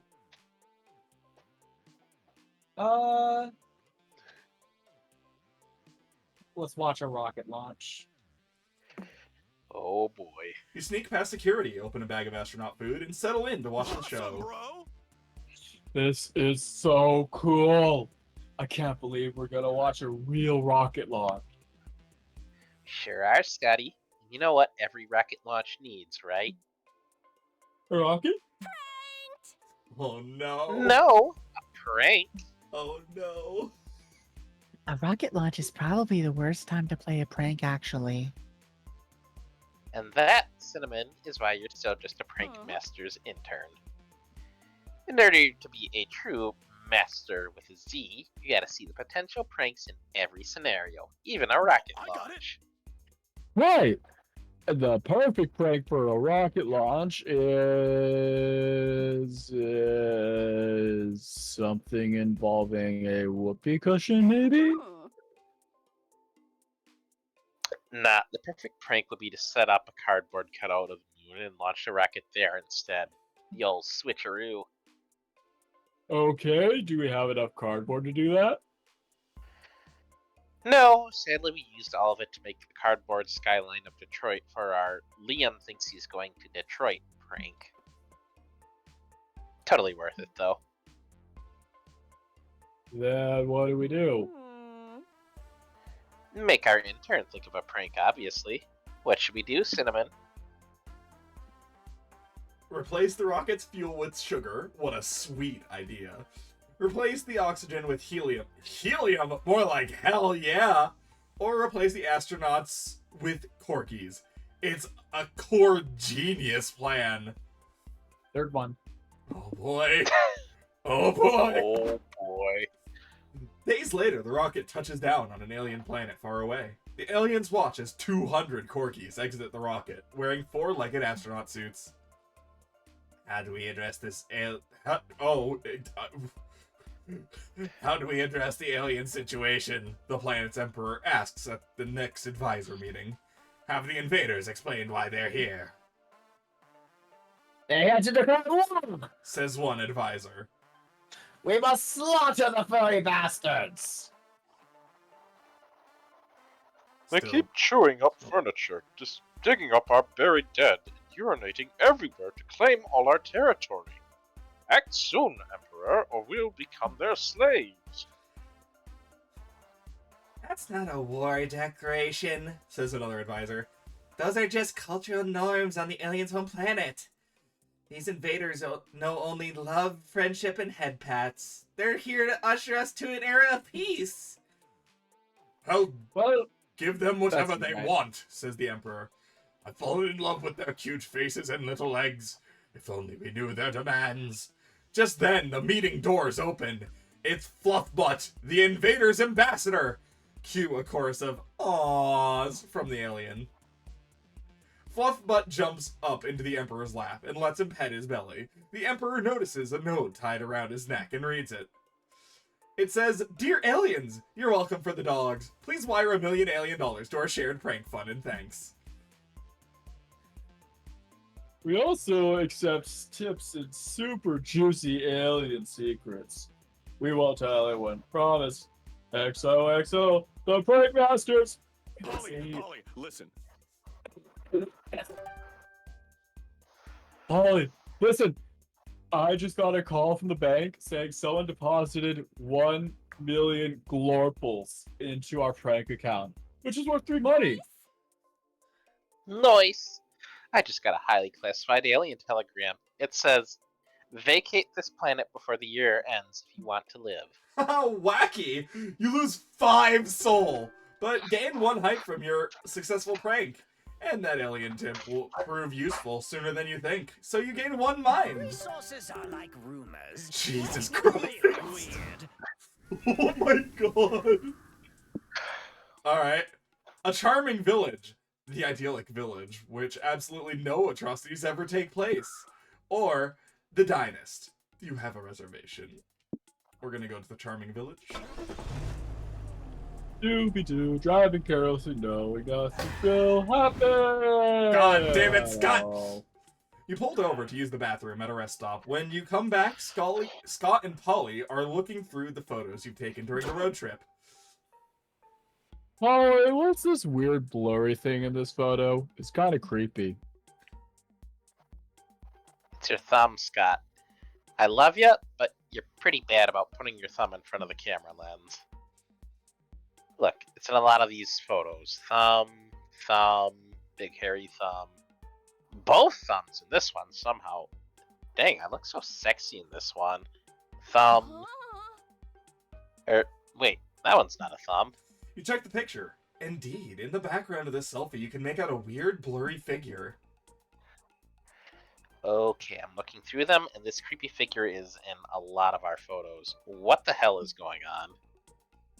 Do you think it's someone following us, Polly? God, I hope not. That'd be creepy. I don't see anyone around. Maybe we should take a selfie and see if someone shows up in the background of it. Great plan. Oh no. Good idea. Snap a pic of us, Zoe. Make sure to get our good sides. Trust me, if this is the last photo that's ever taken of you alive, you want it to be a cute one. There's a good chance they'll use it in your obituary. You snap a selfie, and sure enough, there's a blurry silhouette in the background of the photo. But you still don't see anyone around. Okay, there's officially some fuckery afoot.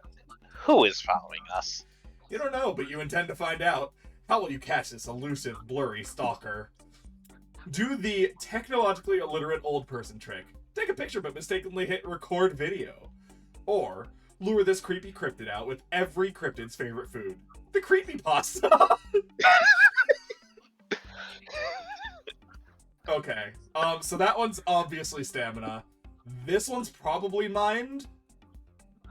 It's not soul or magic, I don't think. Yeah, I'm gonna go with the top one. No, Zoe, you can't. Even making one boomer mistake is an irreversible step toward true adulthood. One day, you're young, wild, and free, staying up late, shaking off all the hangovers you want. But then you start losing touch with technology, then you stop understanding memes, and suddenly you're buying prune juice and complaining about modern music. It's a sacrifice you'll just have to make. Well, you didn't have to make it. I gave you another option, but it's too late to turn back now. You go to take a selfie, mistakenly hit record, and lose 2 hype when you play the video back. You see the blurry figure appear, and then scurry under your car. Scott grabs the stalker's ankle. He pulls out a cryptid that, try as you might, you just can't bring into focus. Dang, bro, do you need glasses? Or are you making me need glasses? What's the big idea? Why are you hiding under our car? I'm sorry, the blurry cryptid cries. I just thought you guys were headed towards Cryptid Prom. I needed a ride there, and this was cheaper than taking the bus. Fair enough, but you could have asked us for a ride. We would have done it. We let strangers in our car all the time. We're going to Cryptid Prom, that's why we needed Moss Man. I'm sorry, you're right. I should have asked, but you guys seemed cool and just so awkward. But I couldn't resist taking pics with you guys anyway. I wanted to be a part of things, even if I'm too shy to say much. It's fine. I forgive you. You're right. After all, we are indeed pretty cool. Want to come sit up front with us? we're playing ABC Highway, and not to brag, but I'm already on the 29th letter of the alphabet. Oh, Scott, you sweet summer child. Ah, you're so sweet for offering, but I'm comfy here in your engine cavity. Let's definitely take some pics together at Cryptid Prom, though. Deal. You gain 2 mind for solving this mystery and 1 blurry passenger. This idyllic little village is filled with flowers, maypoles, and celebration galore. Which means there's gotta be something weird going on here, right? Nobody's as happy all the time. Oh no. Maybe you're being a little paranoid. This is a chance to have fun. What do you do first? Meet the locals. Join the local celebration. Or visit the shady landmark. Maybe we should No. visit the shady landmark. No, let's join the local celebration, huh? You go to the town square. The townsfolk are dressed in white, wearing flower crowns and dancing barefoot around maypoles. Where there's flower crowns and maypoles, there's usually shrooms. Your girl's gotta go find some. Don't do anything dumb while I'm gone. Is that a puppet show over there? I love puppets! Come on, Zoe, we need to say hi to the puppets! Scott enthusiastically leads you to a puppet show meant for an audience of 7 to 9-year-olds.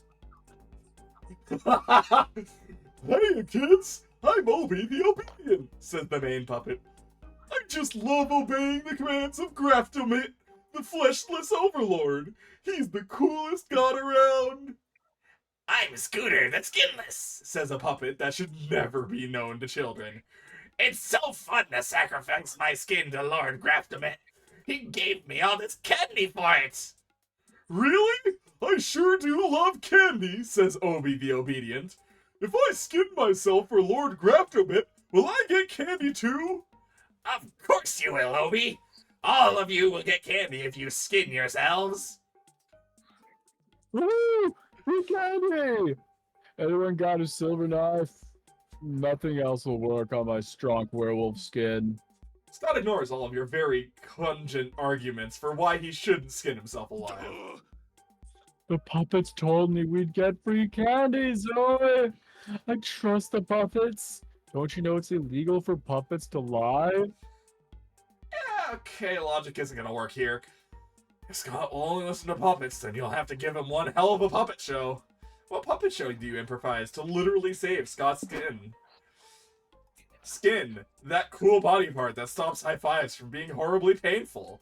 Or the Muppet that hid propaganda. A story about not making important life choices, just because a puppet show told you to.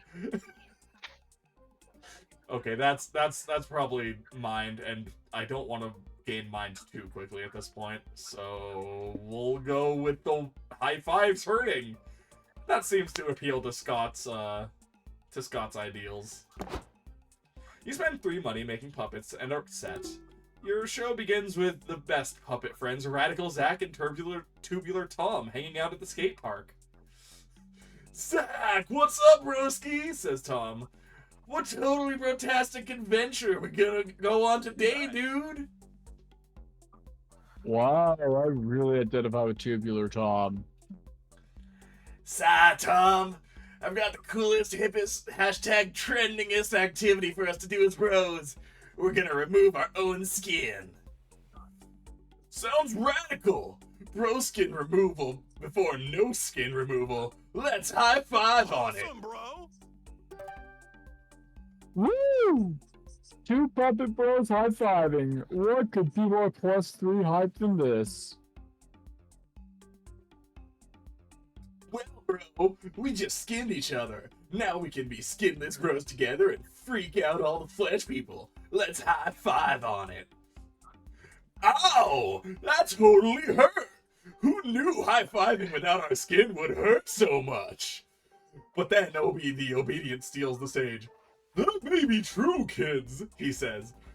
But you know that all the best devotees of Graftomit say, no pain, no gain.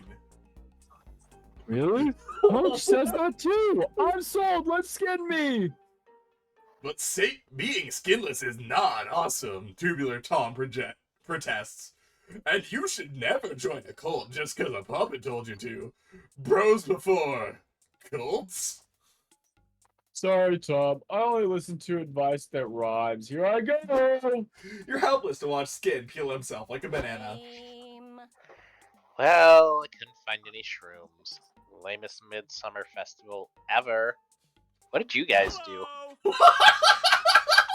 Oh Da-da-da-da-da-da-da-da. Ta-da! Where do I get my candy? Wow, Scott, you look different. Did you do something new with your hair? Pokemon just screaming. No, I skinned myself. It's nice. I feel so naked. Well, I like it. I'm glad you're more comfortable in your skin now. Oops, pardon the expression. High five. Hey. Oh, that skinless high five hurt so bad. Why did nobody warn me this would happen? Oh, Scott, you goober. At least he cheers up when he gets to ride in the wee-woo wagon on the way to the hospital to get his skin reattached. Lots of weird gossip out there. Wee-woo, wee-woo. Alright. Do you want to go to a movie? Sure don't set? have Pokemon here. Well, he's in the stream, so he should be able to see. So, oh, is he? movie set Gotcha. with 30% more CGI. Or The Animal Sanctuary, a haven for all things furry. You're getting into some dangerous water with Magic and Soul. But who was phone? Whoa, boss, that story sure was creepy. Welcome to the Animal Sanctuary. Drew was phone. He was for a while. There was phone, yes. It even has a petting zoo. There are dogs, cats, goats, bunnies, alpacas, ducklings. Amira, no. It warms your heart to see so many animals being loved and cared for. Surrounded by all this wholesomeness and fur, what do you want to do first? Pet the animals, volunteer with the rescued animals, or cat cafe? Well, I know what Cyanide would do. Yeah. By the way, for the ambulance. Well, my Nintendo Wii broke, so I heard the Wii U down the road the whole time.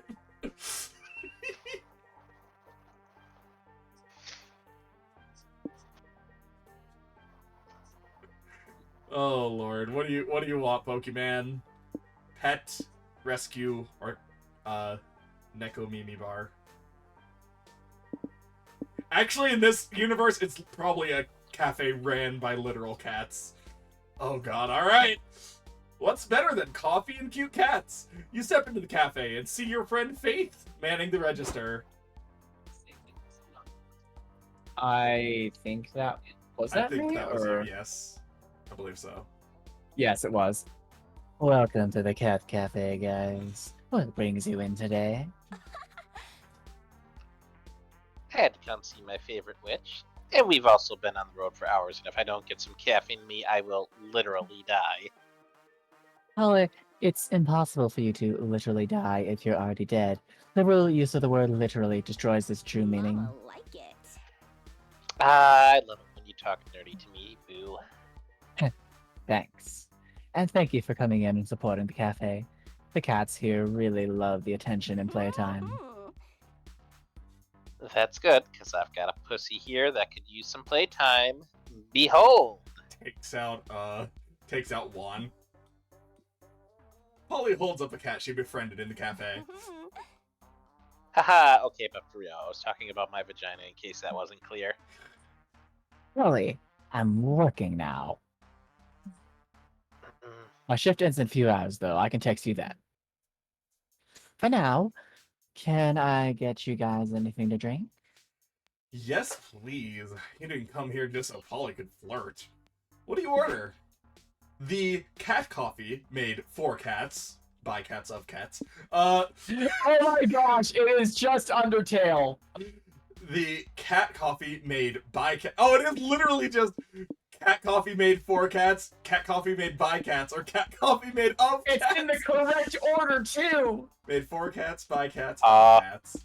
Well, that last one looks like it's gonna Yeah, dock us on Soul. That's gonna be sold bad down for idea. sure. Cat coffee made 5 cats, 4 cats, of cats.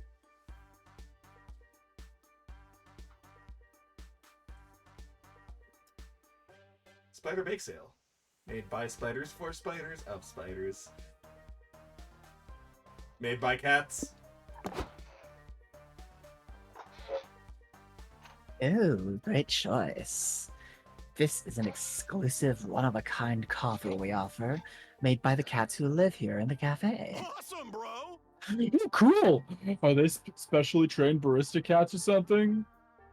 No, they're just regular cats. But that's part of the charm, no? I'm gonna go with no. Does the coffee they make taste good at least? That's sort of a matter of opinion. The cats really enjoy making the coffee, though. Is it even sanitary for the cats to be behind the counter? Of course. Cats are very clean animals. They bathe themselves multiple times a day. Your many remaining doubts are dispelled when you see one cat flop on the espresso machine's power button to pour the coffee. The second cat knocks a cup of sugar off a high shelf into the coffee. A third bats a full ball of yarn until it turns the lever that dispenses your coffee in its cup. A fourth cat licks said foam into delicate latte art. Here's your coffee, Amira. Enjoy. The cats are all watching you rapturously to know your opinion. Or maybe they're just like that. Cats do like to stare. You sip your drink. Ugh, it's full of cat hair. Mostly tastes like that last cat's tuna breath. You get what you paid 3 money for, you guess. At least that even shitty tuna-ish coffee boosts your 3 stamina. Resources are like rumors. They get really weird. But I am no normal cat. Well, monster truck deathmatch or abandoned village. I think we've been to the abandoned village before.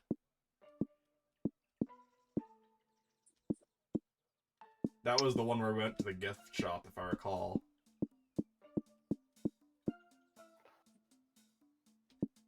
Maybe it wasn't, though. Was it, or was that? I think that was the Mirage. Oh, yeah, I think you're right. Yeah. That was the Mirage Town. You're right. Maybe we haven't been to either of these, then. I'm not sure. Well, I mean, I have. I don't know if you have. But let's go monster trucking.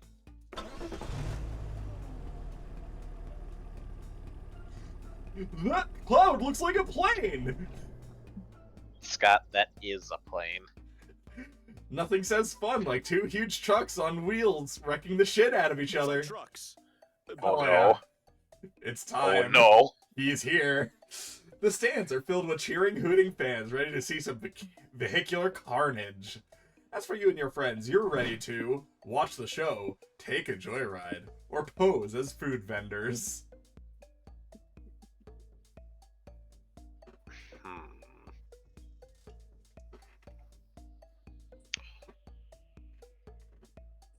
I mean, money is getting a little low. Yeah. And it's pretty on brand for us, so. For food one, vendors. absolutely, yeah. You just checked your bank account and had a minor heart attack. It's time to get some extra cash. Don't worry, I know the perfect way for us to get money. Let's pretend to be food vendors. Won't people notice we don't have uniforms or food or stuff? Psh, you don't need all that fancy shit to get people to give us money. We're at a monster truck rally. Everyone's too focused on the monster trucks to actually stop and realize we're phonies. Trust me, half the food vendors here are scammers themselves. Look around! Dude, get your food here.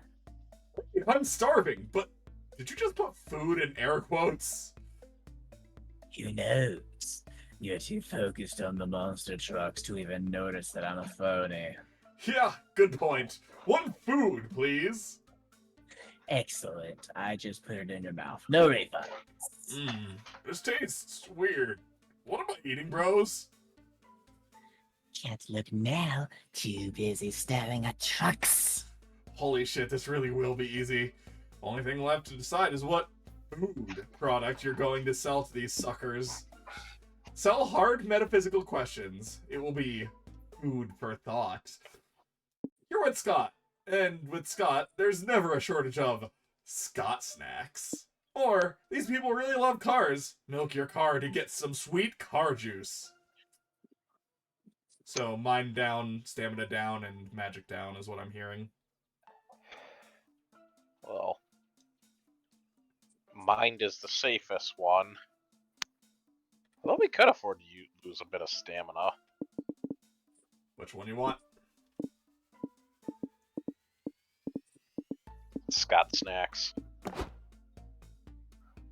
Bro, did you just say you had Scott snacks? Of course I have Scott snacks. My contract says I can never leave home without them. Awesome! We'll take some.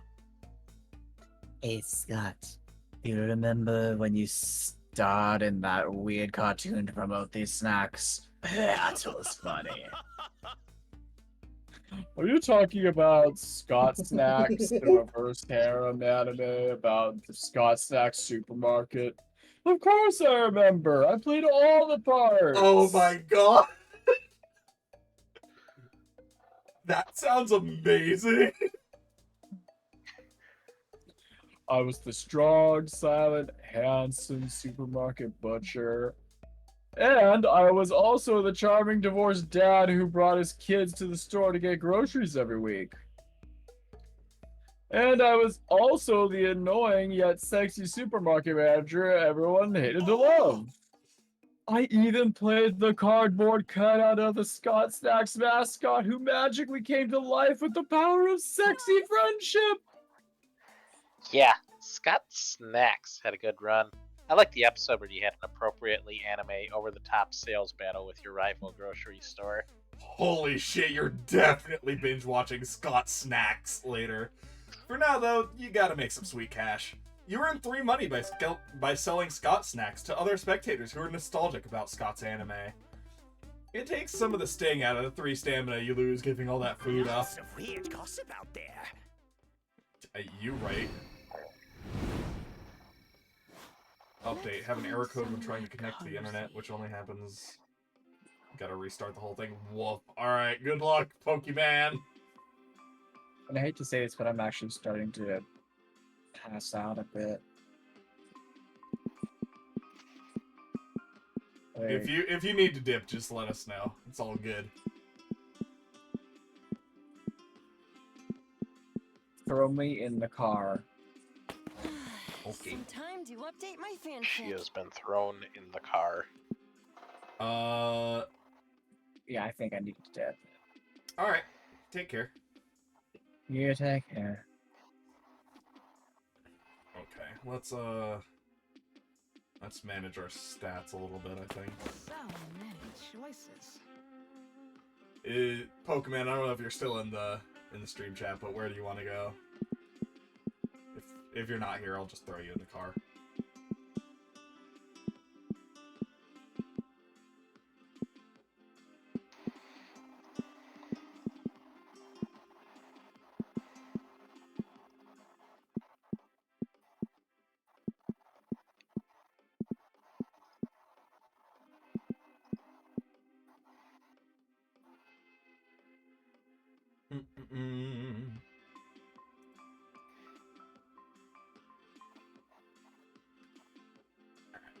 Just throw him in the car for now. Might take a short 10-hour power nap. And then there were 2. I assume bus stop. Bus stop. Yep. Let's choose wisely. The desert is my home. Alright,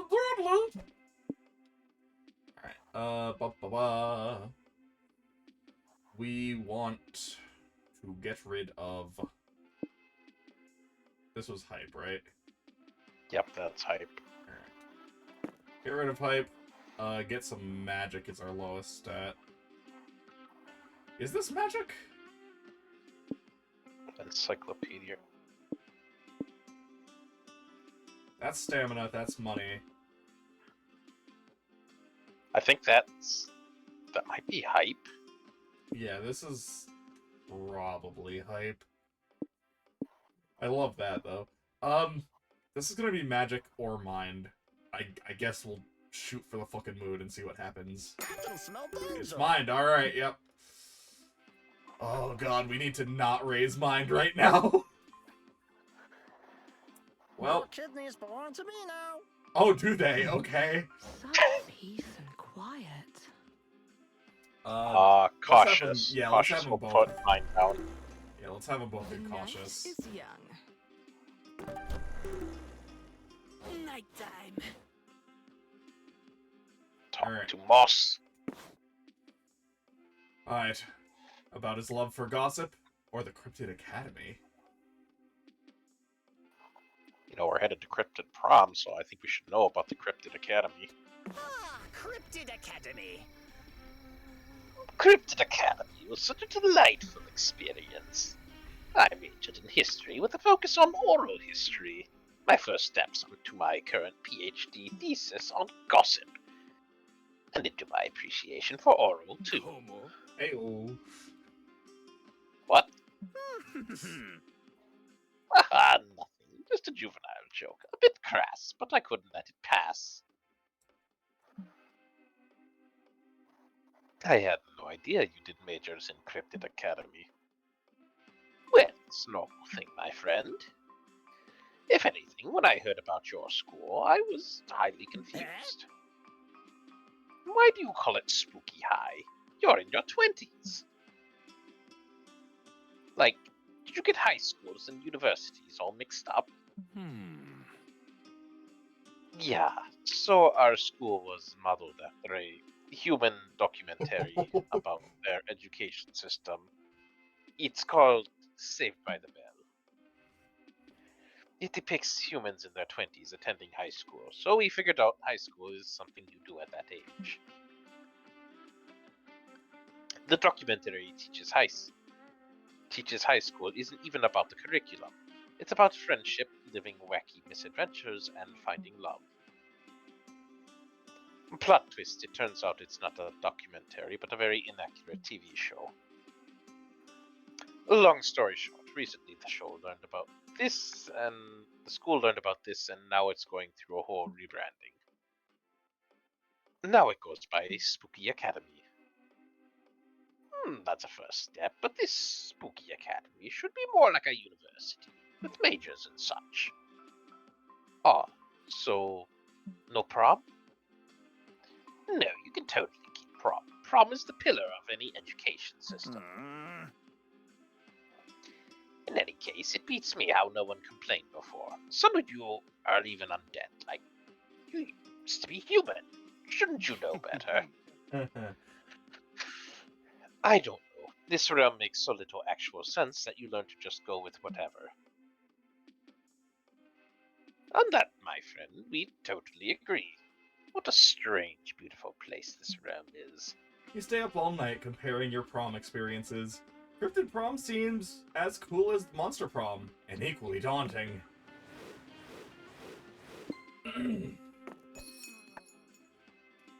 Alright.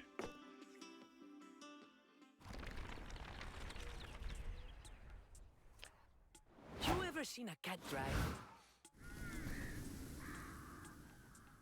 Well, the business summit or the hole?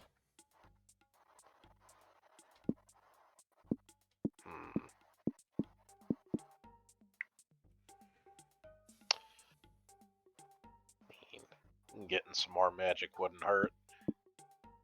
To the hole. Finally, some slight wacky stuff. You're driving along when you see a floating knot of binary code on the side of the road? You pull over to investigate. Hey bro, need a ride somewhere? Yes, I need to get to the bus stop by next location, so I can get to the next bus stop to Cryptid Prom. Can you take me there? Next location. Do you mean the hole? Sure, whatever it's called this time. Sorry, current player name. It's difficult for glitches like me to speak your language. You're a glitch?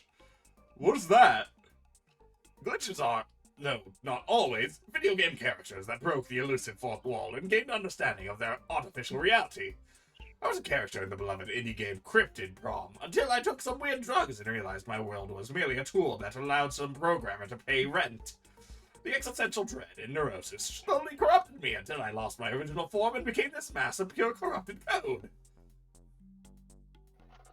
Sheesh, bro. Sounds rough. Glad I'm not a video game character. Anyway, if you guys are heading to event 133B at next location, could I tag along with you to catch the bus to Destination Cryptid Prom? Sure, boo. You can ride with.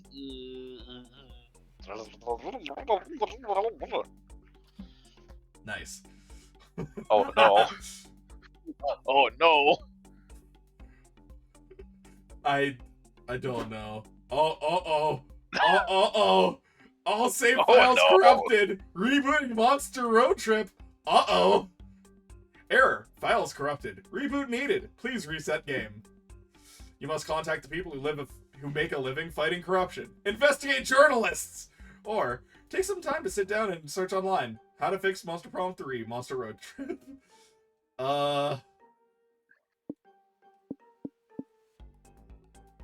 These both sound like Mind. I don't know which one is Mind. I assume the bottom one.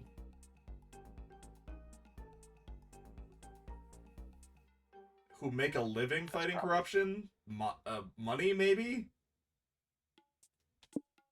Because that sounds like we're paying people, right? We're paying people? I mean, if we contact investigative journalists. I don't fucking know, man. Well, it's your choice, so. Let's go bottom. Ugh, research. Oh well, you suppose a little boredom is worth saving the trip. You start reading one article before you realize you accidentally clicked on a link on how to fax Monster Road Trip. Oops. You then find a blog post called How to Fix the Affront to Video Games That Is Monster Road Trip. Whoever came up with this sequel needs to be fired immediately. It's a disgrace to the Monster Prom legacy. Why would they go from making dating sims to a survival game? I'm not here to play Oregon Trail with extra steps. I'm here to fuck monsters. And side note, can we finally admit that these monsters are just brightly colored, conventionally attractive people? We're the horrendous yet fuckable eldritch horror. Zoe. Why would Monster Prom be filled with characters with perfect clavicles? Ugh. Finally, you find a legit article titled Monster Road Trip, all save files corrupted fixes. 1. Eject the game and blow onto the cartridge. 2. Leave a good review of the game online. The devs occasionally get cranky and break everything if they're not fed enough good reviews. 3. Check which event you're on. If it's the Cryptid Corrupted File event, don't worry, your files aren't really corrupted. Simply select the How to Fix Monster Prom 3 Monster Road Trip option, click through some obnoxious meta dialogue, and your files will be restored. Oh!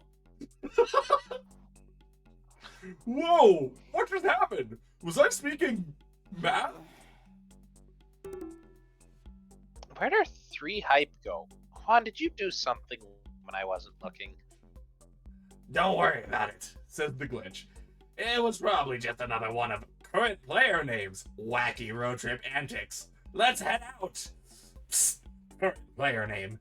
I saw you boogling all that stuff. Nice work. I won't tell them if you won't. Deal. You drive to the hole and drop off your new glitchy friend at the bus stop and gain 3 mind from all your research.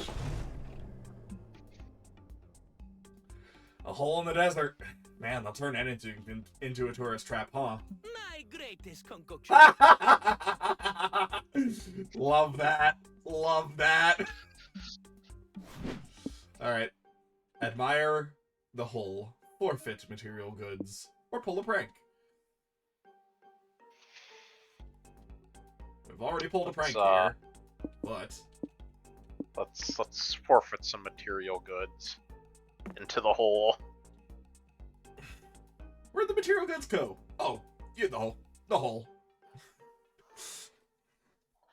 You tell your friends you'd like to throw some of your most prized possessions into the weird desert hole. Wait, why though? Wouldn't it make more sense to throw your stuff out in a dumpster than a national landmark? You don't know about the ancient traditions? A random tourist asks. Throwing one's material possessions into the Great Hole is a hallowed rite. Whoa, sounds dumb and nonsensical. You have my attention. Most say the hole is just a tourist trap, but some of us know the truth. The hole is actually the mouth of an ancient deity.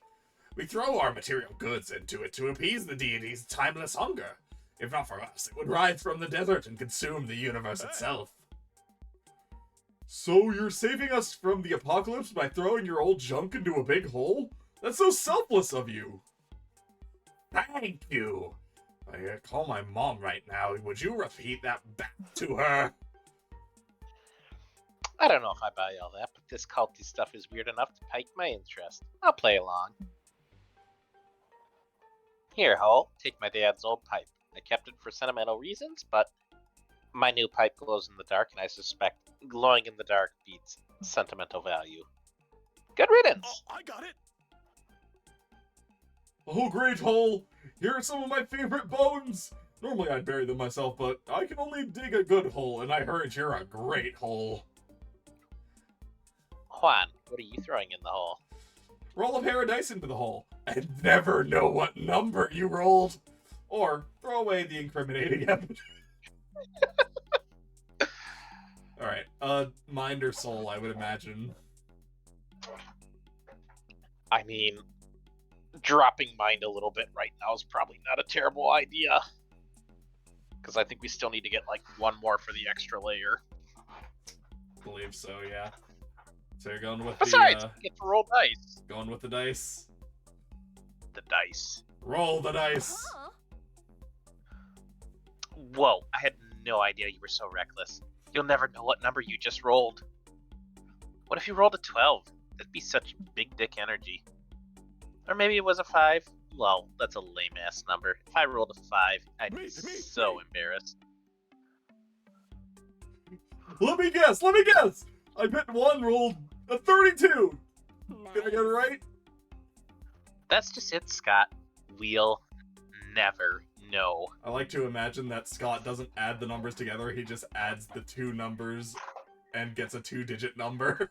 So 32 is just a 5. You don't really care what you rolled. You're just glad your friends are entertained. You continue on with the road trip. Now it's a year later. You, Scott, and Polly are at your first annual road trip anniversary meetup. Snapping memories over milkshakes. Remember when Juan rolled a pair of dice into a bottomless hole and we never knew what number he got? Classic. Yeah, it was the highlight of the trip. I still say you rolled a 58, but we'll never know. Flashing forward another 6 months, you, Scott, and Polly are at a party. Polly's retelling her favorite story about you. And old Dice in the Hole rolled the dice into the bottomless pit. We never knew what he rolled. Haha. As I always said, I think Juan rolled an 8.5. It's written all over his face.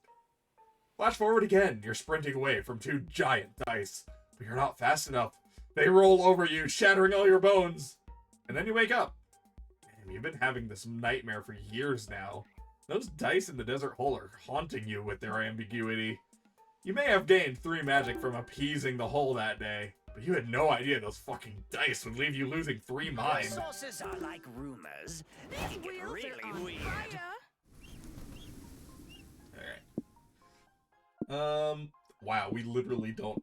Okay, we've done one event in the Gothic Manor. Have we been to the regular motel? I think we have, right? Probably. Was that I mean, where we did the orgy thing? That was... Oh, that might have been the low budget motel. Yeah, I think you're right. Because it was Right. the room with only one bed. Okay, so I don't think we've been to the regular motel, so let's check that one out. You'll never believe what I heard about that cactus. After a long, exhausting day of sitting in a car, you're ready to turn in for the night. Mama needs some rest. Time to choose which mundane activity to do before going to sleep. Surely Polly and Scott would find a way to make it weird. Watch some TV, order some pizza, or get ready for bed. So we have done the bottom one. I do remember that, because that's the one with the skin thing in the fucking bathroom. Oh god, you're right. Yep, you're right.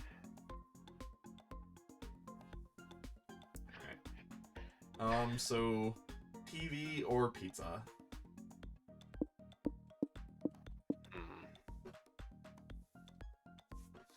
Do I have a coin? I do. Coin. That's heads. TV. You're not quite ready for bed yet, so you decide to watch some TV. Sadly, your motel doesn't have any streaming services, so you're stuck watching cable like some 18th century peasant. One channel is playing a reality show where the contestants are tiny people literally trapped inside your TV. Please don't change the channel. They beg. We're so hungry. We've been waiting for it. Boring. What else is on? You change the channel to Snakes and Ladders TV adaptation. One aloof man says to another, "Chaos is a ladder, my old friend. Perhaps the only ladder out there. Ah, and ladders. Ladders are also a ladder." The other super serious person responds, Indeed. Our dreams and hopes resting at the top. So close, yet so far. What a cruel world, plagued with snakes who will betray you and make you slide down their slippery bodies. For this is a world of snakes and ladders. They said the thing! "This show seems complicated. Is there anything else to watch?" The next channel is the Mer Kingdom Totally Objective News Station. Florida fish strikes again! In today's news, all trespassers who breach the surface will be beheaded. Dolphins, orcas, and other mammals will need to apply for a temporary surface residence permit. Fucking bureaucracy. Amira, can you find a channel that isn't totally lame? A decomposing possum carcass. It's the most popular mini-series right now. Nonsensical, but full of twists. A marathon of very weird Japanese Scott Snacks commercials. Surely it'll make you crave some. Or dark arts and crafts with Melakor the Ancient and the kids. I just realized that the possum's in the Peter Griffin pose. It is. Alright, first one probably loses hype. Second one, money down, stamina up, I think? Could be. Third one could be magic up, mind down? Or magic up, soul down?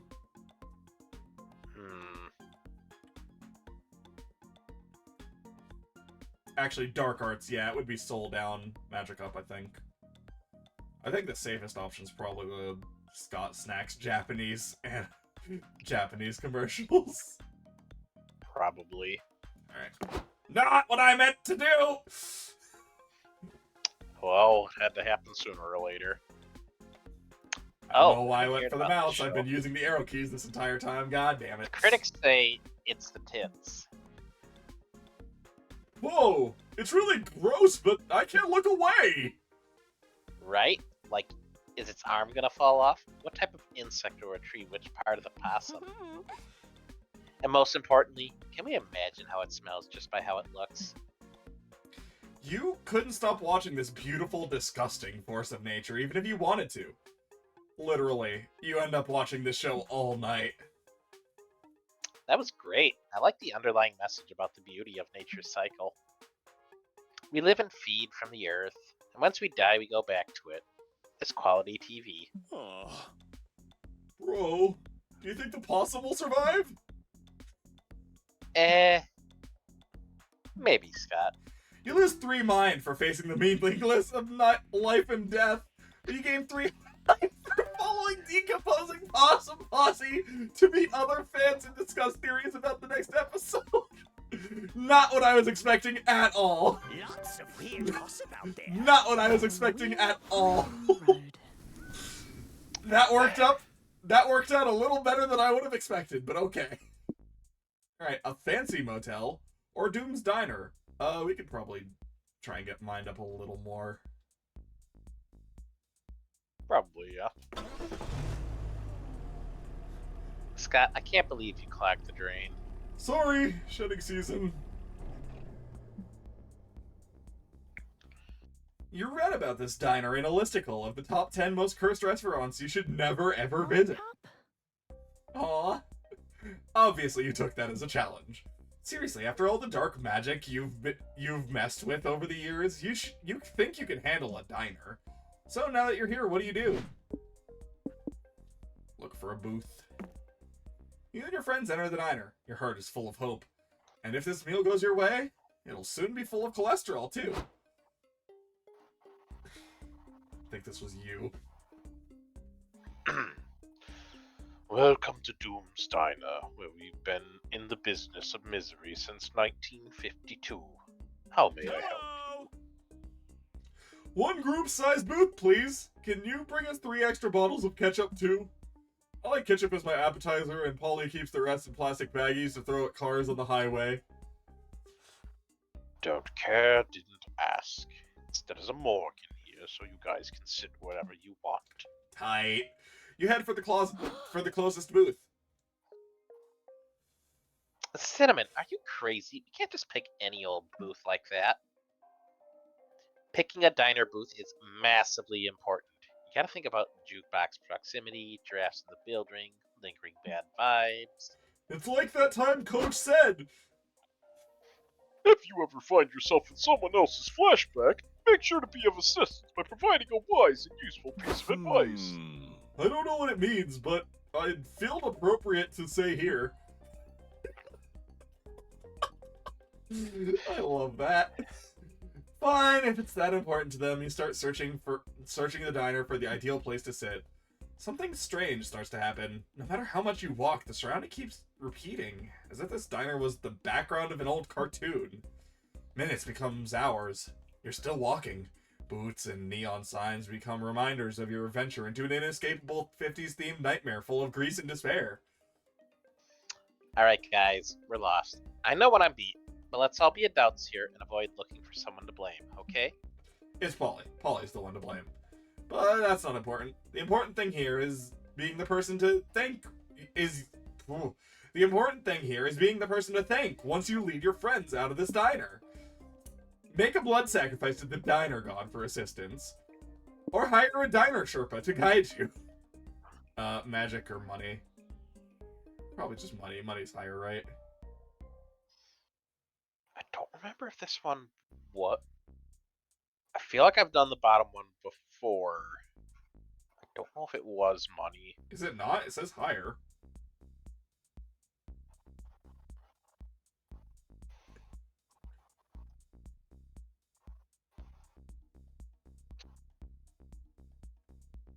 Oh.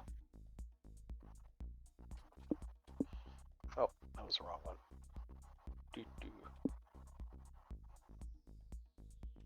I mean, I get the feeling that neither of these is soul, so I think we're fine regardless. Let's go with the blood sacrifice. Alright. No time to lose! You stab yourself in the leg to get some of that sweet sacrificial blood. Cinnamon, you seriously need to stop solving all your problems with blood sacrifices. You can only offer so much blood. Oh, this one actually might be stamina, huh? I like when she does this chanting part, though. It's sort of soothing. Yes, exactly! The chanting! There she goes again. I'm telling you, if you're not keeping all that blood, we could at least be doing way funnier things with it. Polly is eye-rolling while Scott hums in sync with your chants and... Is he dipping a fry in your blood? Fools. They do not appreciate your sacrifice. The diner god will surely forgive their lack of faith when he sees your bountiful offering. What's happening? Why are you bleeding everywhere? You're not allowed to bring outside blood in. We're trying to run a business here. The diner god! He has come! You throw yourself at his feet, begging for assistance and finding the booth most holy. Don't mind Cinnamon. It's just blood loss hallucinations. This happens a lot.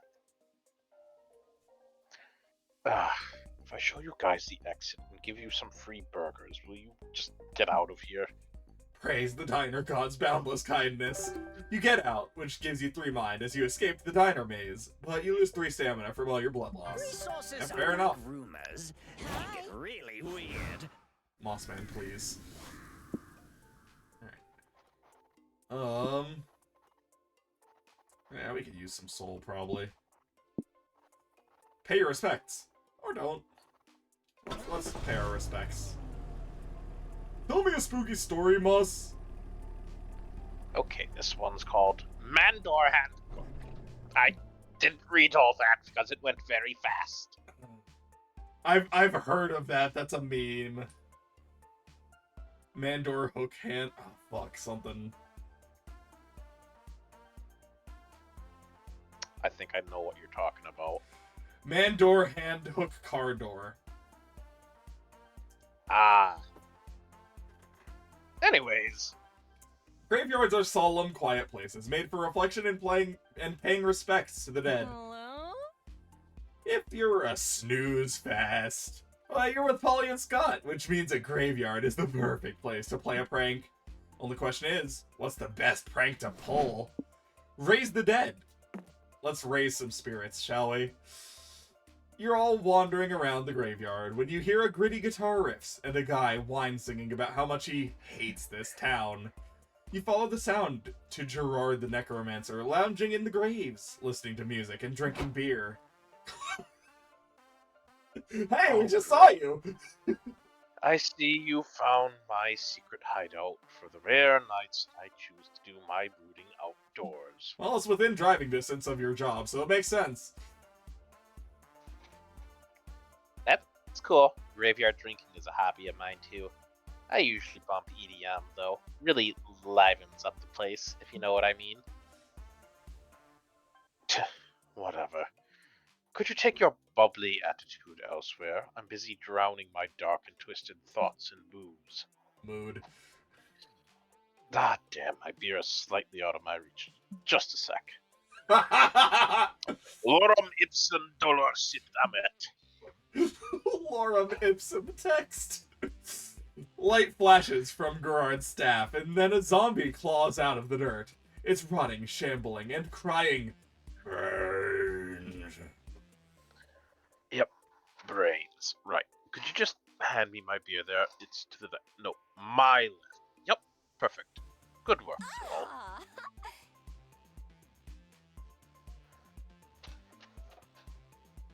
Aw, your zombie's so cute! Like one of those old leathery chihuahuas you can't help but love. Can we name him Tickles? I had a hamster named Tickles once, but I accidentally ate him because I thought he was a potato chip. No, you can't name him. You'll just get attached to him. Tickles is going right back in the ground once I finish my 6-pack. How can you give him a taste of life and then rip it all away like that? This isn't Flowers for Algernon, you asshole. God, Polly, what a fucking reference. I mean, like, that's one of the funny things with Polly. She's like a huge fucking literary nerd. Yeah. Why are you so upset about this? It's just a zombie. They're usually just animated corpses with no personalities or free will. Let's test that. Hey, Tickles, if you have free will, say brains. Brains. See? Total sentience. Tickles is in there, we just need something to draw that dazzling personality out of its shell. What do you suggest, Zoe? Brains is nice and useful, but you can help Tickles by teaching him a second essential word for his repertoire. Or, the zombie screaming brains, but you know what he's really asking for? A taxi license!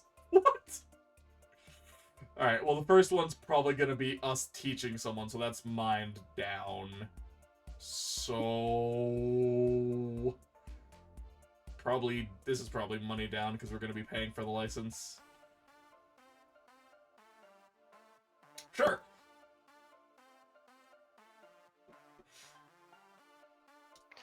The zombies don't want taxi licenses. They can't even drive. The only thing this shambling creature wants is to embrace the cold quiet of his coffin. Mm-hmm. Gerard, buddy, bro, dude, Gerard, think about it. If movies have taught us anything, it's that zombies have two major weaknesses. They're slow as fuck, and they don't have a day job that provides them daily Great sustenance. plan. This solves both problems. What could go wrong? You buy Tickles a taxi license for 3 money, and gain 3 soul for giving his afterlife a new purpose. In the post-apocalyptic future, 2 citizens are sprinting away from the zombies that now ravage New York City. They can barely outrun the undead mob. Look, honey, that taxi is coming toward us. It must be a fellow survivor. The couple jumps into the open doors, and the taxi speeds off. Ew, thanks for picking us up. We're headed to Northern Boulevard in Queens. The taxi driver responds by turning his head around 180 degrees and crying, "Braid!" Oh god! He's eating me! I knew we should have called an Uber! Pull over! I'm not paying for this shit! Turn off the meter! Turn off the fucking meter! You've seen slow zombies? You might have seen weird, sorta fast zombies. But in this summer's blockbuster hit, get ready to see a taxi driving zombie. Taxi Zombie Lunch Rush. Coming soon to a theater near you. Lots of weird gossip out there.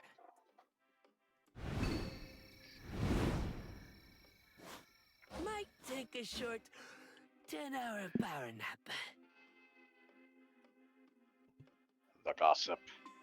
Let's get that deep conversation. Which should just be the next one. Let's just have them go back into the car. I'm knackered. What's our strategy here? What is our strategy here, Zoe? Actually, screw it at this point, yeah. Quick break, then back on the road. Let's have them both do cautious. Such peace and quiet. Some time to update my fanfic. I'm gonna pick a location. We're gonna go for, well, I was hoping for a Mind Up event, but we'll go for the farm. Farm might? Yeah. I mean, it's the only one that even has the possibility of a Mind Up. Because this one has 3 up stats that are not mind. This one has 2 stats that are not up mind, and 1 that's mind down, so that's not helpful. So there's also one more important thing that makes farm the obvious choice. Jacqueline. Ugh, I need my 14 hours of sleep. Yep. Ah, yes. A ton of incredibly interesting research is conducted at Cryptid Academy. Sometimes we PhD students can help with the research. It's so exciting. Almost as exciting as doing a PhD. Of course, the epitome of excitement. You could say that. What's even more thrilling is they sometimes let us suggest ideas for new research topics. Nice. After some time studying there, I think I'm finally ready to propose a super thrilling, mega edifying academic research theme. Fuck yeah! So here I am, wondering what would be a killer theme to get everyone on board. But how does one impress a group of historians and history researchers? Don't look at me. Unless you give me some hints, I'm at a total loss. Well, whatever research I choose, I'd love it if it were tied to my specialization. Which is... oral history. Yes, of course. And if we want to make it thrilling, we need to balance the inherently highbrow nature of academia with the sexy lowbrow nature of pop culture. For instance, we could mix the tradition of oral history with the modernity of contemporary gossip. It shouldn't be hard, yet I still haven't found the perfect topic. But maybe you could help a friend out? Sure, a topic that makes academic research on oral history fun and thrilling. Easy peasy. Utterly convincing, a study on how the overuse of adverbs can make gossip sound more believable. Not my Avril Lavigne, examining the tradition of believing celebrities have died and been replaced. Or who cares if they fucked or not? The importance of incorporating the actual truth into gossip to make it work.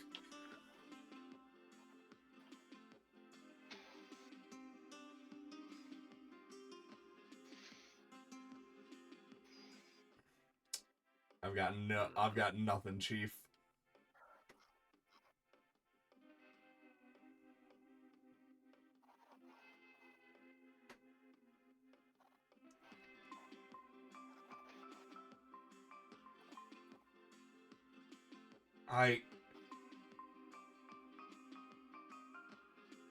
I don't think it's the second one, because it doesn't involve oral. It doesn't involve oral. Yeah, it doesn't involve actual talking about things.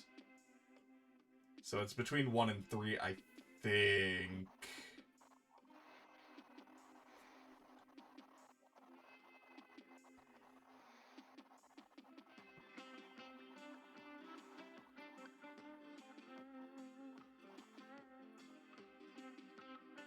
I kind of want to say it's the first one. Just... oh man, I don't know.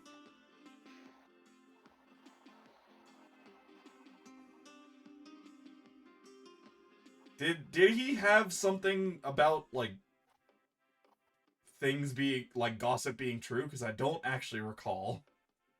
And we can't scroll up as far as I'm aware.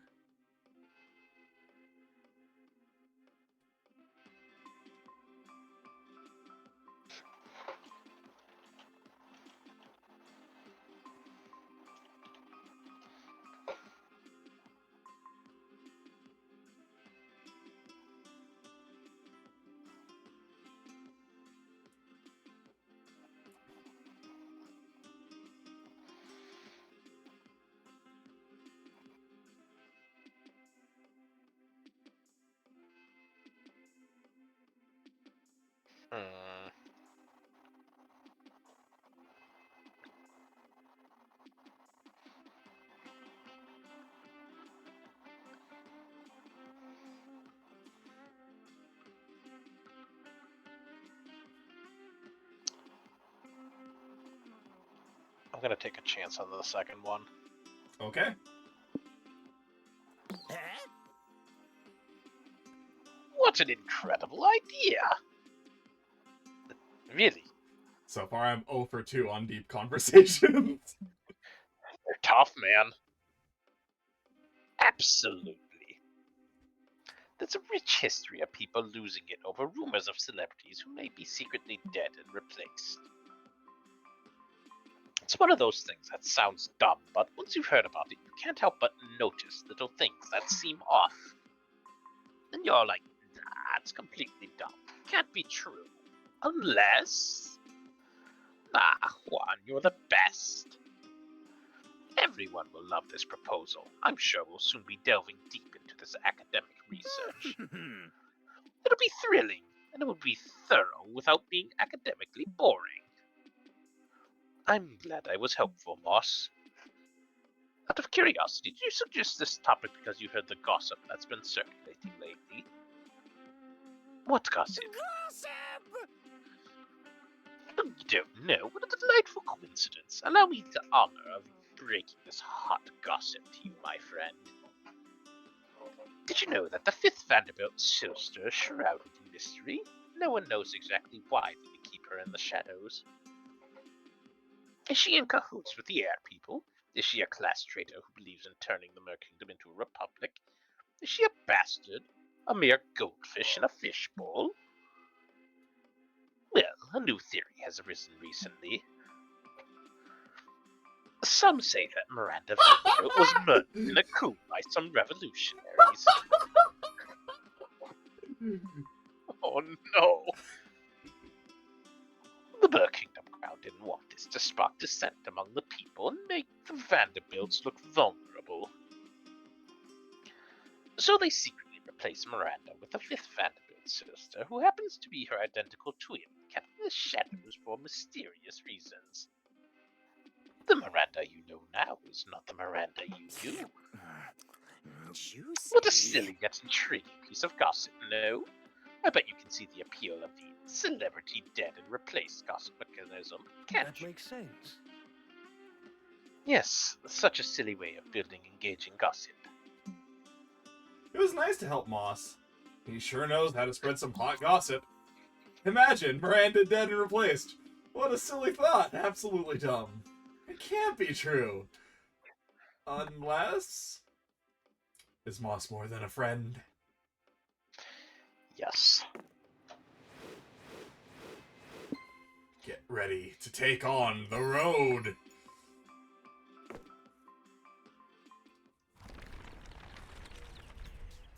Week 5. Look, guys, no hands. Amira, please! Alright, shopping mall. Or art exhibition.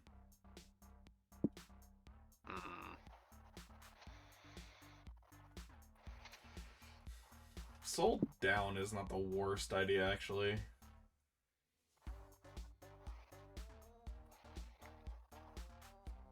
So we don't... Could probably afford to lose a little bit. Yeah. Whoa, we're going there! Let's hope nothing happened! God! While driving, you once again stumble into some cryptids who need a ride to the cryptid prom. Taking them ends up not being a good idea because, you see, apparently sometimes cryptids fuck up the membrane that divides the monster realm and the human realm. That's exactly what happens to you, and before you can get back into the monster realm, you get ambushed by 4 black vans. The humans capture you all and knock you out. When you wake up, the cryptids are nowhere to be seen. You're in a small empty room. There's an old TV with a video of an old human talking. Do you want him? Welcome to WTF, a foundation that aims to secure and contain the anomalous creatures known as cryptids. Our goal is to test them and learn all about their strange nature. If you are watching this, you are a newly captured cryptid. Hello! From now on, tests will be conducted on you by a member of our Class L personnel. It would be much appreciated if you didn't viciously murder the Class L personnel. It's just SCP, yeah, I love it. But if you must murder them, please consider doing it in a very weird, messed up way that can inspire good creepypasta.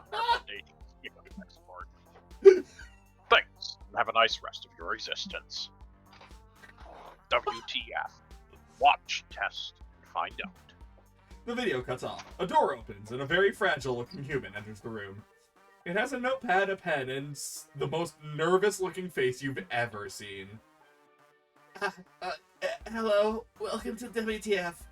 As explained, we will conduct several tests on you. Please don't murder me. The surprise test! Oh no, Scott's biggest foe! Several tests? What are we? The Toast and Testes Tasteful Test Testing Committee? No way, ma'am. We're doing one test and we're out of here, okay? Amira, go choose whatever tests look like the easiest for us to pass and let's GTFO. You're pretty sure these aren't those sorts of tests. But anyway. No, right. Bottom one is stamina 1000%. We're not doing the bottom one. The Bechdel test. Does a piece of fiction feature at least 2 women talking to each other about something other than a man? It's not about knowing more, but doing better. That's Soul, probably. Yep, and we need to choose the higher one, so Soul it is. I'm thinking it's the top one. We're in agreement there? Yeah, we're going the top, yeah. Yep, it is Soul. Excellent. Ah, we can totally pass that test. Yeah, all you need to do is talk to her alone for a bit. I'm a woman, and hey, you human, you're a woman too, aren't you? Yes? That test also establishes we should have a name. Do you have a name? Yes? Excellent. Can we get a private room for just the two of us so we can engage in non-boy related talk? Okay. You and Scott leave, so Polly and the human can have a one-on-one conversation.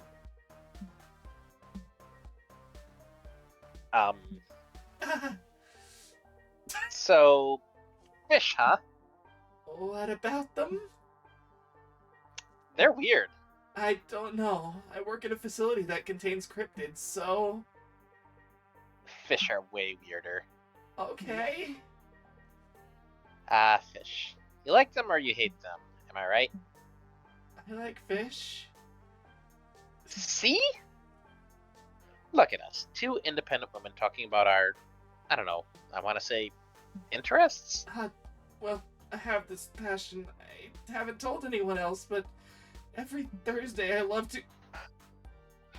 What a great conversation. I think we passed the test. Scott, Amira, come back. Did you talk about lots of interesting things? That's debatable. The important here thing is, we did it, buddy. Go team! Hooray! Yes. Yeah, fuck y'all. Prank Masters 1, W2F 0. Now show us the exit door. We're done here. I can't. We need to keep doing these tests. Are you kidding me? Let me see those stupid tests. We're gonna speed run those motherfuckers if that's what it takes. Polly takes the notepad from the human. The human jumps in what looks like an awkward mix of fear and arousal? Let me see. Dude, half of these tests are just what would happen if this cryptid fought that other cryptid. What's the scientific basis for that? I'm sure the head scientists have very good reasons. Like testing the resilience and aggression and the aggressiveness of different subjects. Meanwhile, in the main lab. I'll tell you what, no cryptid can beat WTF 173. Such a classic. Man, that dumb statue is totally overrated. WTF 049, on the other hand, such a mysterious and brilliant creature. That plague doctor? Such a snobbish choice. WTF 173 would snap his neck in no time. Wanna bet? Let's schedule a test for WTF 173 to fight WTF 049. Hypothesis prove WTF 049 would totally win in a fight against WTF 173. Man, I love science. This is scientific nonsense. Ugh. Are you gonna murder me? Please don't murder me. Nah, we'd still be in the same predicament without a shivering exposition providing human. So, stupid fight it is. Amira, you know what to do. Choose whichever cryptid on this list looks like the least likely to slaughter all of us. Oh god, we're going again, huh? Gotcha. Gotcha. WTF 096, the Shy Dude. Once it decides to kill you, it never stops. Will you be the ones to figure out how to survive this relentless hunt?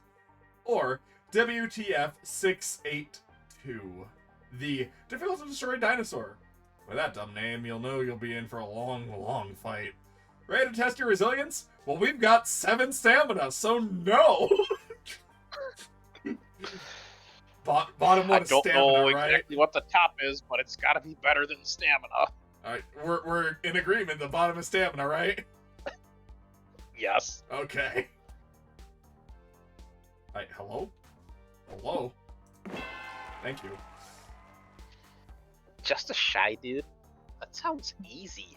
No, the giant dude is called that because the subject viciously preys upon and murders whoever sees its face. Great. Soon after that, you're thrown into a room with WTF-096. It's a huge humanoid creature with long, spooky arms. There's an awkward silence until brave, dumb Scott dares to start a conversation. Hey, bro, what's up? I heard about that thing about murdering whoever sees your face. Why is that? Uh-oh. It doesn't sound cool, bro, but I'm sure you have your reasons. It's just... I am shy. Yeah, but murdering people? Isn't that a bit of an overkill?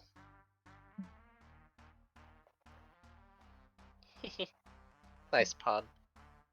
But no, you're right. I don't know. What if people don't like my face? I don't want to risk it. Gosh, you couldn't imagine how hard online dating has been. I always end up murdering every person who sees my profile. Oh no! Have you tried uploading feet pics instead of face pics to your profile? Some people are into that. Really? That'd be great. I have been told I have pretty feet. Actually do. You know what, my shy friend? I have just the app for this. Let me set up a profile. Holly sets up a profile for the Shy Dude on a dating app for people into feet. WTF-096 starts matching right away. Yay. So, no murdering us? I guess not. I'll be busy with all the action I'll be getting soon anyway. And that's how you survive the lethal WTF-096. Masters, strike again! Take that, WTF-0, Prank Masters. Dang, I lost count. I want to say 20? Now, if you'll excuse us, we'll be heading out. No? We still have, like, so many more tests to do. Please, I don't want to get fired. What? What's with the test? You want to learn about the cryptid's mysterious nature so bad? I've been here 20 minutes, and I can tell you already. Cryptids just want to have fun. So stop with all the boring-ass tests and let us collectively attend the cryptid prom. It'll be rad. Amira, do that thing where you succeed against all odds. Get these party poopers to let us leave once and for all. Appeal to the humans' clear horniness for cryptids. If she helps you all escape, she can join the cryptid prom for some monster on human fun. Hype. You are all in detention and missing prom? According to movies, the only solution is a big heartfelt speech that reminds the ones in power they were young once too. Soul? That sounds like soul. And soul is higher than hype. We're going for bottom? Going for bottom. Excellent. Great idea, Amira. Here, take this mic I somehow produced. Speech! Speech! Speech!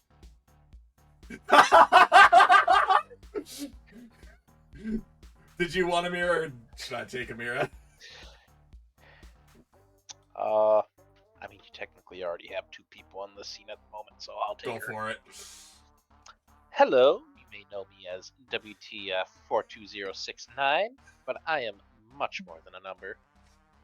My real name is Amira, and today I'm here to represent all my fellow monsters. You claim to want to learn everything about cryptids, yet, did you ever think of just asking them? Whoa, deep. During this experience, I've learned a lot about them, and I can tell you, cryptids just want to have fun.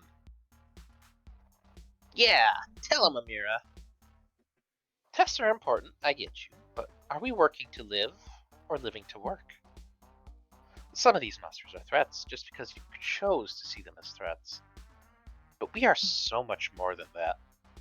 Some of us want to love, some of us want to make friends, some of us want to have wild, wild sex. You keep asking which would beat each other cryptids, But what if you wondered which cryptid would love which other cryptid?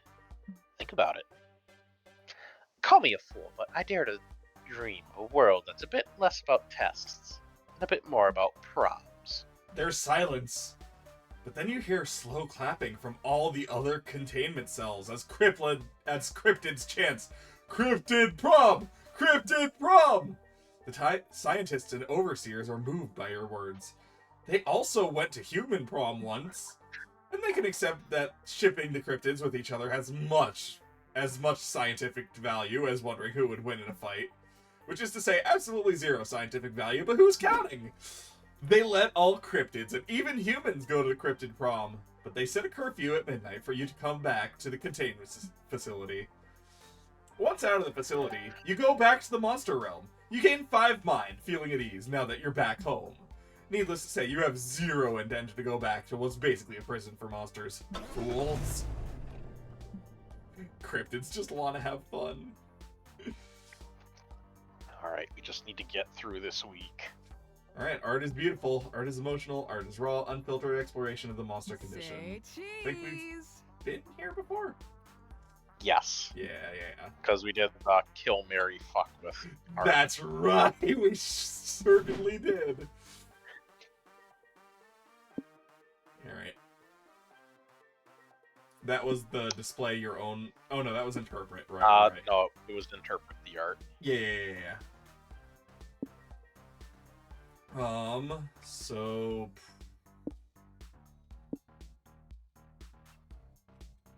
Yeah, we could probably still just go to the Q&A. Crap. Panels are fun! You check the artists hosting Q&As today, and you're surprised to find... Liam! Indeed, it's me, your friend Liam, the aloof vampire. Now, aloof vampire / renowned artist, for my nature as a vampire is forever married to my nature as an artist. Whoa, you get to put your art in a museum and be annoying in front of an audience? This must be the year of the Liam. Aren't you nervous, though? You know, talking in front of a big audience and all that? Are you kidding? I've sharpened my oratorial skills and devices for decades. I've mastered everything from the lethal alliteration to the triumphant antistrophe. And I've learned the tricks of non-verbal communication, such as never turning to look at your presentation while you're talking. Makes you look unprepared and childish. Not to mention the mercilessness of art critics. They'll stab you tenfold if you dare to show them your back and weakness. Anyway, I need to get the presentation room for sound check. Let's meet up afterwards and get coffee and pass judgment on strangers. Liam dips. You go grab popcorn before the presentation and meet back up with Polly and Scott when you take your seats. They keep looking at each other and giggling. Suspicious. Greetings, fellow art aficionados, and thank you for coming to my Q&A. Before we begin, I'd like to give some background on my piece. My painting, titled A Think Piece on Think Pieces, is a postmodern abstract acrylic on canvas inspired by the dangers of targeted advertisements. The old art piece switcheroo, but a classic. Well worth 3 soul pranking a friend. Liam really gives his whole speech in front of that doodle. No one else in the room bats an eye. Guess you can make anyone believe anything is modern art. I'll be taking questions now. No holds are barred. I will answer anything you can throw at me. Psst. We did our prank, Amira. Now it's your turn. Ask Liam a hilarious question to throw him off. The switcheroo is certainly hard to top, but here you go. What? What?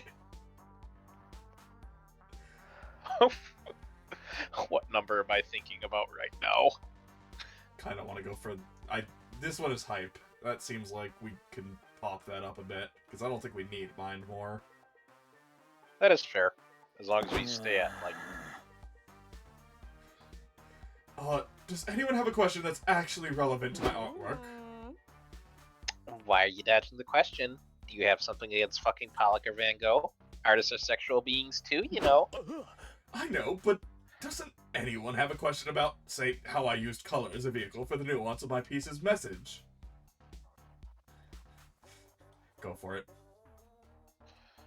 Mr. Deliancourt, Asks one critic. let's say Pollock has a killer smile, but Van Gogh drives a nicer car. How would that influence your choice in hookup? Oh, perhaps a question about my unique brush stroke technique? I could talk for hours about that. If I were Liam... Go for it. Oh, you got it. If I were Liam, I'd fuck Van Gogh. One art critic whispers to another. He cut off his ear to give up to his girlfriend. I love that freaky shit. Seriously? I'd want Pollock any day.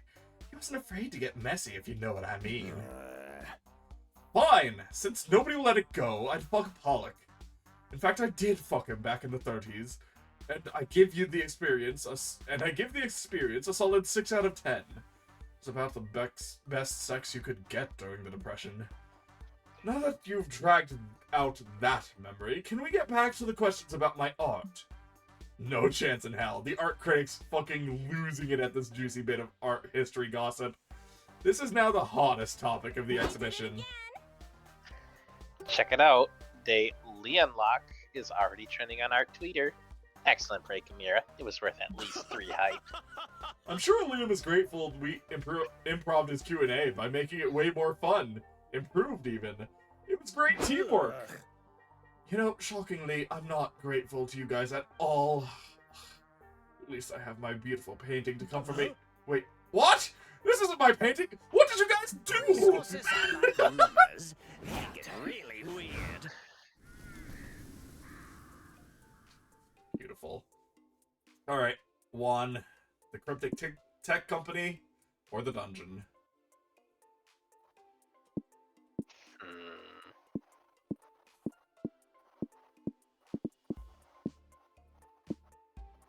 I feel like we've been to both at some point, so... I believe so, yes. Dungeon we've been to for sure. Yes.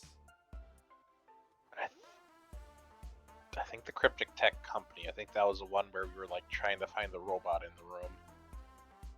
I believe you are correct, yes. And we just kept throwing drinks at them. That was so fucking stupid, I loved it.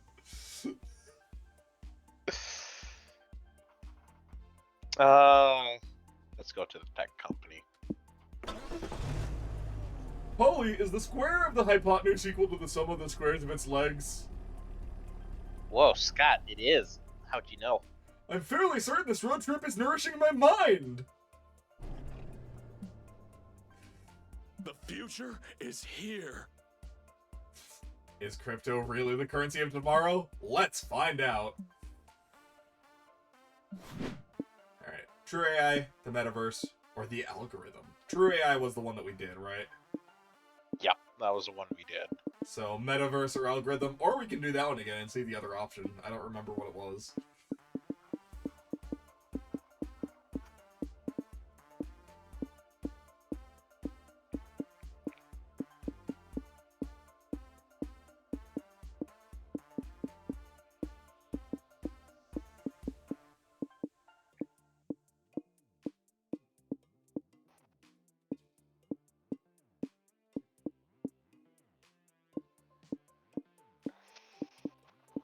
Let's go to the metaverse. Awful decision, but okay. You find a lab labeled Metaverse Testing Chamber. The scientists staffing it are very eager to have you test their new tech. Wow, you guys are offering us a lot of money to test this metaverse thing. Is this safe? Yes, it's safe, they say. You can't get stuck in the metaverse unless you're very, very stupid. But that's not the case, right? No comment. This might be dangerous, but on the other hand, free money! You put on some goggles and have your consciousness uploaded to the digital metaverse. Wow, this metaverse looks exactly like the real world.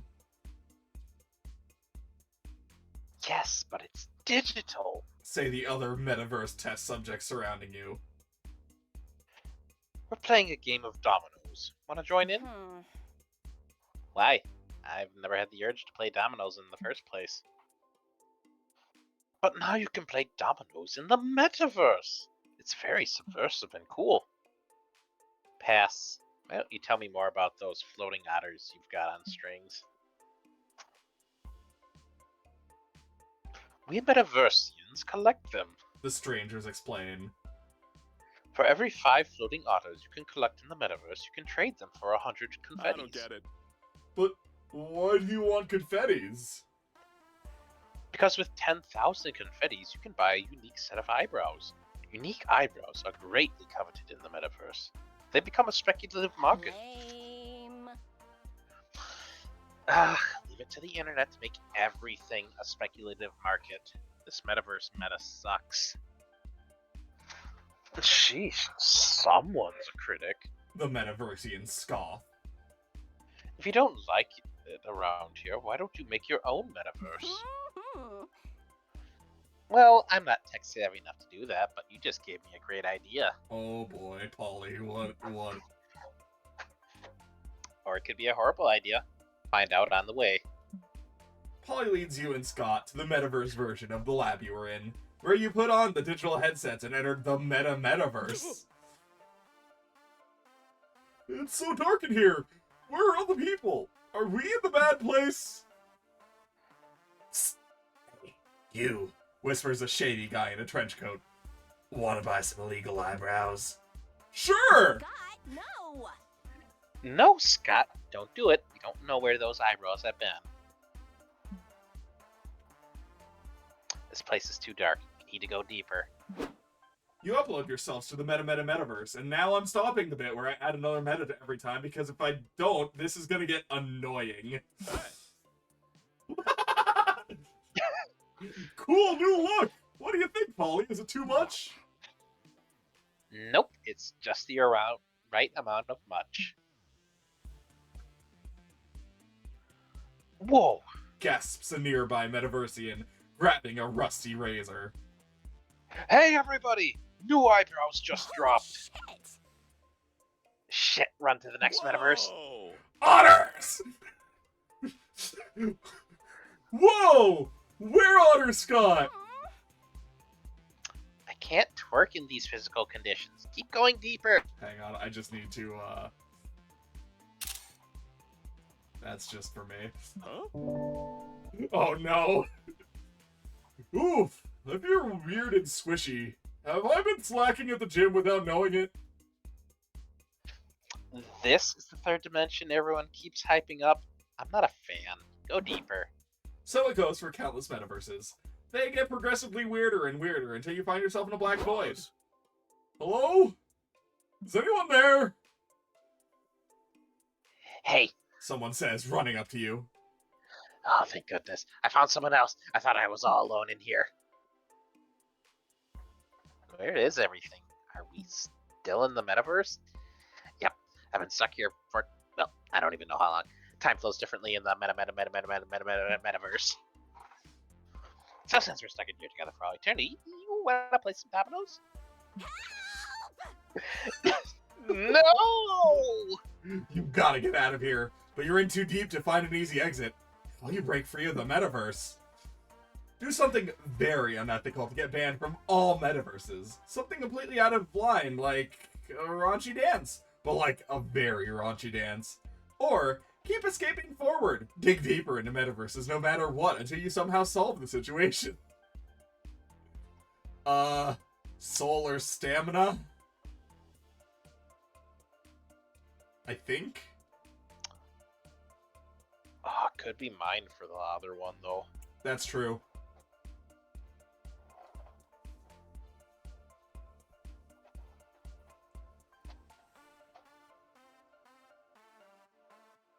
I mean, we're like right at the threshold for mind.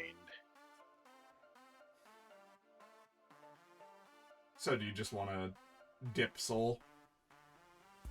Yeah, let's dip soul. Raunchy dance. Fuck yeah, we'll solve this with the power of asses that won't quit. Follow my lead. Polly teaches you the raunchiest dance move she knows, like the wet koala and the expired burrito in my tummy and twerking to the revenge of twerk. A moderator bot materializes in front of you. Stop that, he says disapprovingly. Your dancing is too lewd.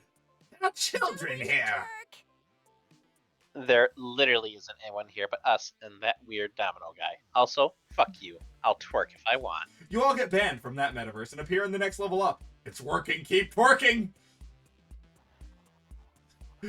Stop shaking your butts immediately! An admin bot shouts at you. Dancing that sexually isn't allowed in the several countries that we're depending on for investors. Uh-huh, I see. Okay. But do they allow this? Polly flips the bot the middle finger. You're immediately banned. Nice. Out, cries a moderator in the next metaverse. What's wrong, prude bot? Are our wiggly butts too sexy for you? The sexiness is no big deal, but your butts are bouncing so fast that our frame rate can't keep up. You can come back when the metaverse is optimized for advanced butt physics. And so it goes until your booties are officially banned from all metaverses and you're back in the real world. You're paid 3 money for being test subjects, but you lose 3 soul for disobeying the rules of the metaverse, which kind of is the same as sinning. Lots of weird gossip out there. Monster Road Trip now in 3D. Excellent. Ah, there we go. That's what we're looking for. I'm in love with that street light. Oh wait, no, that's... Don't judge me. That was Moss. The only bad thing about going to the spa is that it means we don't get to see Jacqueline. I know. But I'm kind of shooting for the Mind MVP, so... Yep. You know, for a vacation, this road trip has been surprisingly stressful. Spring's episode. Spa sounds like the perfect thing to help you relax before you get to your final destination. Also, Zoe. Aww.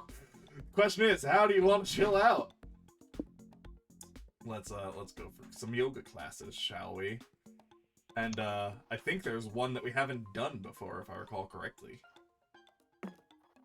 As you're browsing the different yoga classes that are available, you run into your friend Milo. Hello, hello. Well, we've been through this part already. Yes. Nice.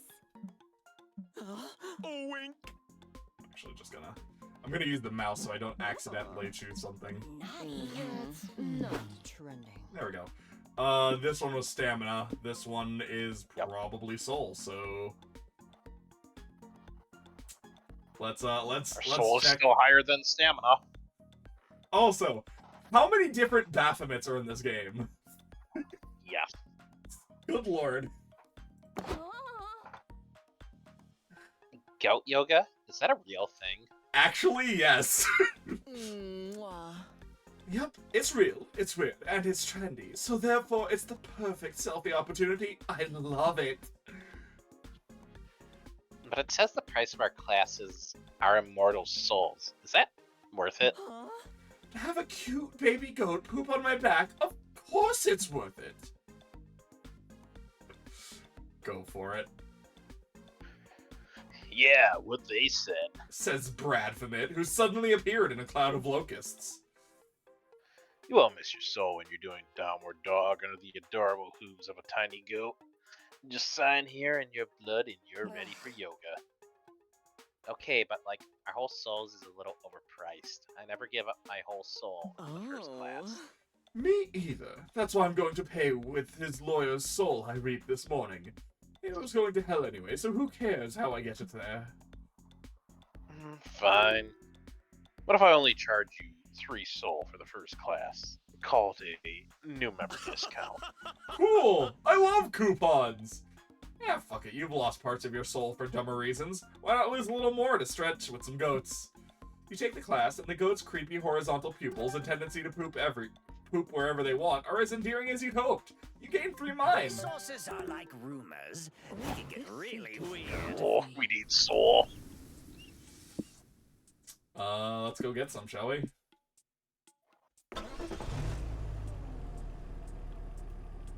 I love pranking as much as anybody, but I don't like being completely soulless, you know? Yes, Games are us!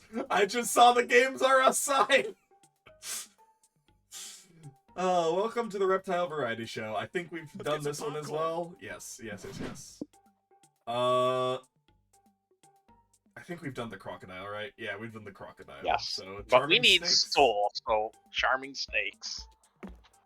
You settle in to watch the snake charming show, but when they bring out the snakes, they don't bring out any charmers. Odd.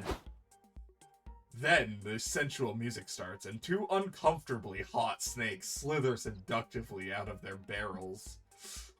Look at the fucking abs of that one, Jesus Christ. Sup, my suave companions. I see we've got some new faces in the audience. What's your name, doll? Polygeist, age 22-ish, sex, yes please, location, top, bottom, wherever you want me, baby. And who's this strong, muscular specimen? I'd love to sink my fangs into your rippling pectorals. Hello!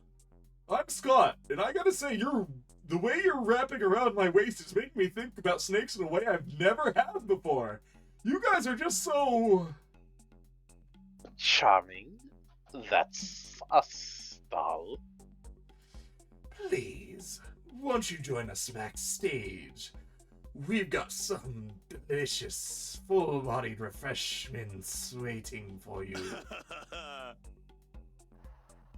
Oh boy! I love being wined and dined!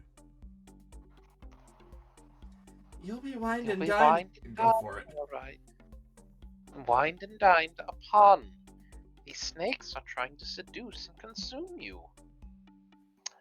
Cinnamon, are you sure you aren't just jealous of our hot snake boyfriends? I'm sure they could introduce you to one of their hot snake friends. Pass. Or, well, no, definitely pass. You need to stop Polly and Scott from throwing themselves at these reptilian Romeos before they get hurt. Take the long, safe road and bring out the solution nature created for charming snakes. Deprogramming mongooses. Oh!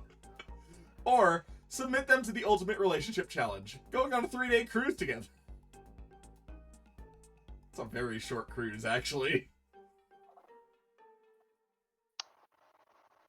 So I've done the cruise one, and I think that was money down. It's a fucking cruise. I would expect that, yes. Which, honestly, is probably the best option here. We could probably... Yeah, because the top one sounds like hype. Let's see what the cruise is like.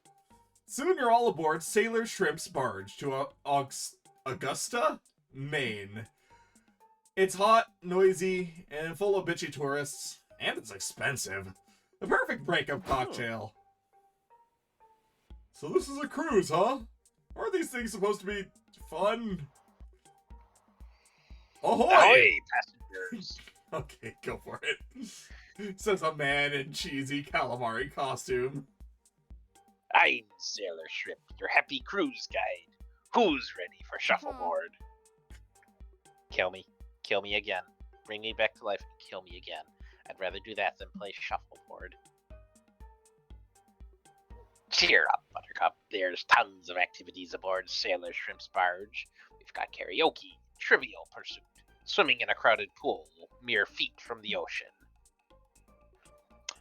The only activity I'm interested in is the bar. Let's go. Polly, I've been meaning to ask I've been meaning to talk to you about your drinking. I'm worried it's bad for your health.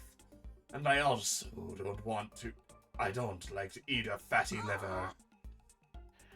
I am done with you telling me what to drink, what to eat, to practice fitting my head in your unhinged jaw. When we get to do something I want to do. Ahoy, it's Sailor Shrimp here again. I need to, assign this screaming child. The deck's full of them, and we don't know whose is whose. They keep falling overboard. Can you make sure this one doesn't die? Awesome sauce. Hey, sure. Hey, little bro. Want to see how many erasers I can stuff up my nose? You're not seriously keeping that little crotch goblin, are you? Let's just eat him. No way! I admit I may have been misleading on my stance on eating people throughout our relationship, but only Wolf Scott is into that. Me, Scott, loves kids. I want some of my own someday. Do you not want that? Ahoy again! Says Sailor Shrimp, king of not reading the room. Ready for your mandatory Sailor Shrimp Barge family photo? Say shellfish! Your friends break up with their snake boyfriends and swim back to shore that night. You gain 3 soul for saving them, but lose 3 money buying cruise tickets. Lots of weird gossip out there. There sure is. There sure is. The night is young. Alright. Might take a short 10-hour power nap. Alright, well. Don't need to talk to Moss anymore. Nope. Just send me to the info board. Okay. What's our strategy here? I'm knackered. Let's choose wisely. Alright.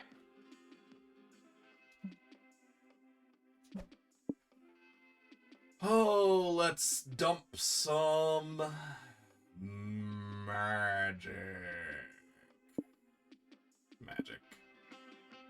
That was mined. Yes. That is also mine, so yes. The enlightenment bulb. I went to heaven and all I got was this dumb t-shirt. Alright, so this is stamina hype? It's either hype or it's magic. Could be magic. Enlightenment bulb sounds like mine, so This is all an illusion. We will all die eventually. Quick break, then back on the road. alright, and then they'll both go cautious. I can hear the crickets. Nighttime. Alright. Pick a location. Alright. We're not gonna go to it, but Pancakes. pancakes. The fucking pancake uniform. All layers, let's go! Here we go!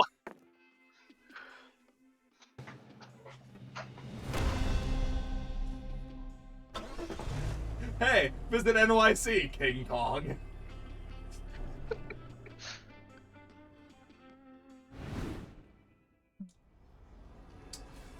The Cryptid Prom is here! Anyone would think Monster Prom was enough pressure for anyone's heart. But nope, here we go again! And you know what? It's kinda great. Oh look, it's the glitch! It's the glitch up there. The fucking Slender Man in the back there. Yep. Where's the, Wait, is this the blurry one? Maybe that isn't might the be glitch. the blurry one. I don't know which one's the glitch then. Well, I guess the glitch is just a player character, huh? Oh god, Technically, Ben! yes. Oh god, Ben, no! Ben drowned. Oh no! You know what? It's great. You make lots of cryptid friends, and it also has all the wonderful things that made Monster Prom so cool. Romantic slow dancing, wacky hijinks, quality time with your friends. You even help some cryptids that are super nervous about prom. You went through this already, so you reassure them that they got this. Ah, prom. You can do this again and again. And you sorta can, just playing Monster Prom, I guess. Oh no, yeah, okay, there we go. You even have Moss as your link into Cryptid Academy. Tails doll. Oh god. He tells you all the hot gossip, which lets you know who's around here. Who's who around here. There are jocks, mean girls, party animals, and even a hot bad boy. He also tells you all the secrets to optimize your run at Cryptid Prom. Which items to buy from the shop, which stats to maximize, the answers to the bathroom riddles. This makes you think, Monster Prom was everything to you, but Cryptid Prom might be everything to other people. How many other Monster Proms are out there? Plant Prom, Hell Prom, Home Appliance Prom? That's just a thing. That's just a fucking thing in Monster Camp. Prom, but everyone is secretly robots controlled by raccoons. There are millions of other people out there living their little personal adventures with their own casts and goals. You hope they're all winning. Oh, there's Missing Null. He's the glitch. Yep. Oh, the Shy Boy's there too. Yeah. And if that wasn't enough, you're probably the coolest cat at Cryptid Prom. You helped not one, but several cryptids get here in time. There's Blurry Betty, or you think it is? She's nowhere to be seen, but you guess she'll appear later in prom pics. There's that glitch dude. You keep a safe distance, just in case. You don't want to deal with any error message windows for now. There's everyone you helped reach the containment facility. There's the shy dude who's not so shy anymore. They're rocking some sandals, and everyone is complimenting on their beautiful feet. You see Difficult to Destroy Dinosaur, and they brought a date, and it's Blobbert? Wow, someone might actually be destroyed tonight. Wink. And there's even the human. Looks like she's close to having a stroke. A while later, she is nowhere to be seen. Has she been murdered, or did she get laid by a cryptid?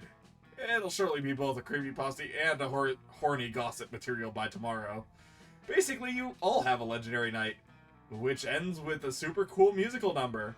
Cryptid Prom! And that wasn't all. Cryptid Prom! Woohoo! This long, wacky road trip has all been worth it to finally go to Cryptid Prom. Except you're not going to Cryptid Prom? What? Oh no! Apparently Cryptid Prom was all a lie to trick you into going to the vet. No! But it can't be a lie. You're literally at Cryptid Prom. True, but that was the lie that would hold water better. All of your friends will actually go to Cryptid Prom while you go to the vet office next door. After so much road tripping, here you are, Cryptid Prom. For a hot second, you thought you would never arrive. You're so hyped to be here, and yet, although you're sure you'll enjoy the Cryptid Prom a lot, you realize what they say is true, as corny as it sounds. It's not about the destination, it's the journey. Whatever cheesy bastard said that, they were hella right. What a road trip. Yes, you finally reached Cryptid Prom. It's nice to see your whole road trip come to fruition. Before you get there, you take a moment to breathe and think of all the wonderful memories you and your friends have created together. So many misadventures, new friends, and shenanigans of all kinds. This trip was a cocktail of emotions. And you, for one, have really enjoyed getting to drink it to the last drop. You win everyone's hearts at Cryptid Prom. Well, it would have to be Zoe for this. Oh, absolutely. Is it your sick dance moves, your intoxicating confidence, your cool hairdo? Probably a blend of all that. It's one of those nights where you feel the center of the fucking universe, and people can feel it. You become so wildly popular that the cryptids insist that you become a cryptid too. Oh boy, and who are you to refuse? Rich mystery afoot. You use your signature aloofness to surround yourself in a sexy mystery. Hang on, I need to clip that. Actually, we'll just go through some of the gallery later. Soon everyone is talking about you. What is that creature? Is it even real? It's no wonder it happens. You're so awesome. It's only a matter of time before people become completely obsessed with you. It really feels like you not only won Monster Road Trip, but also Cryptid Prom.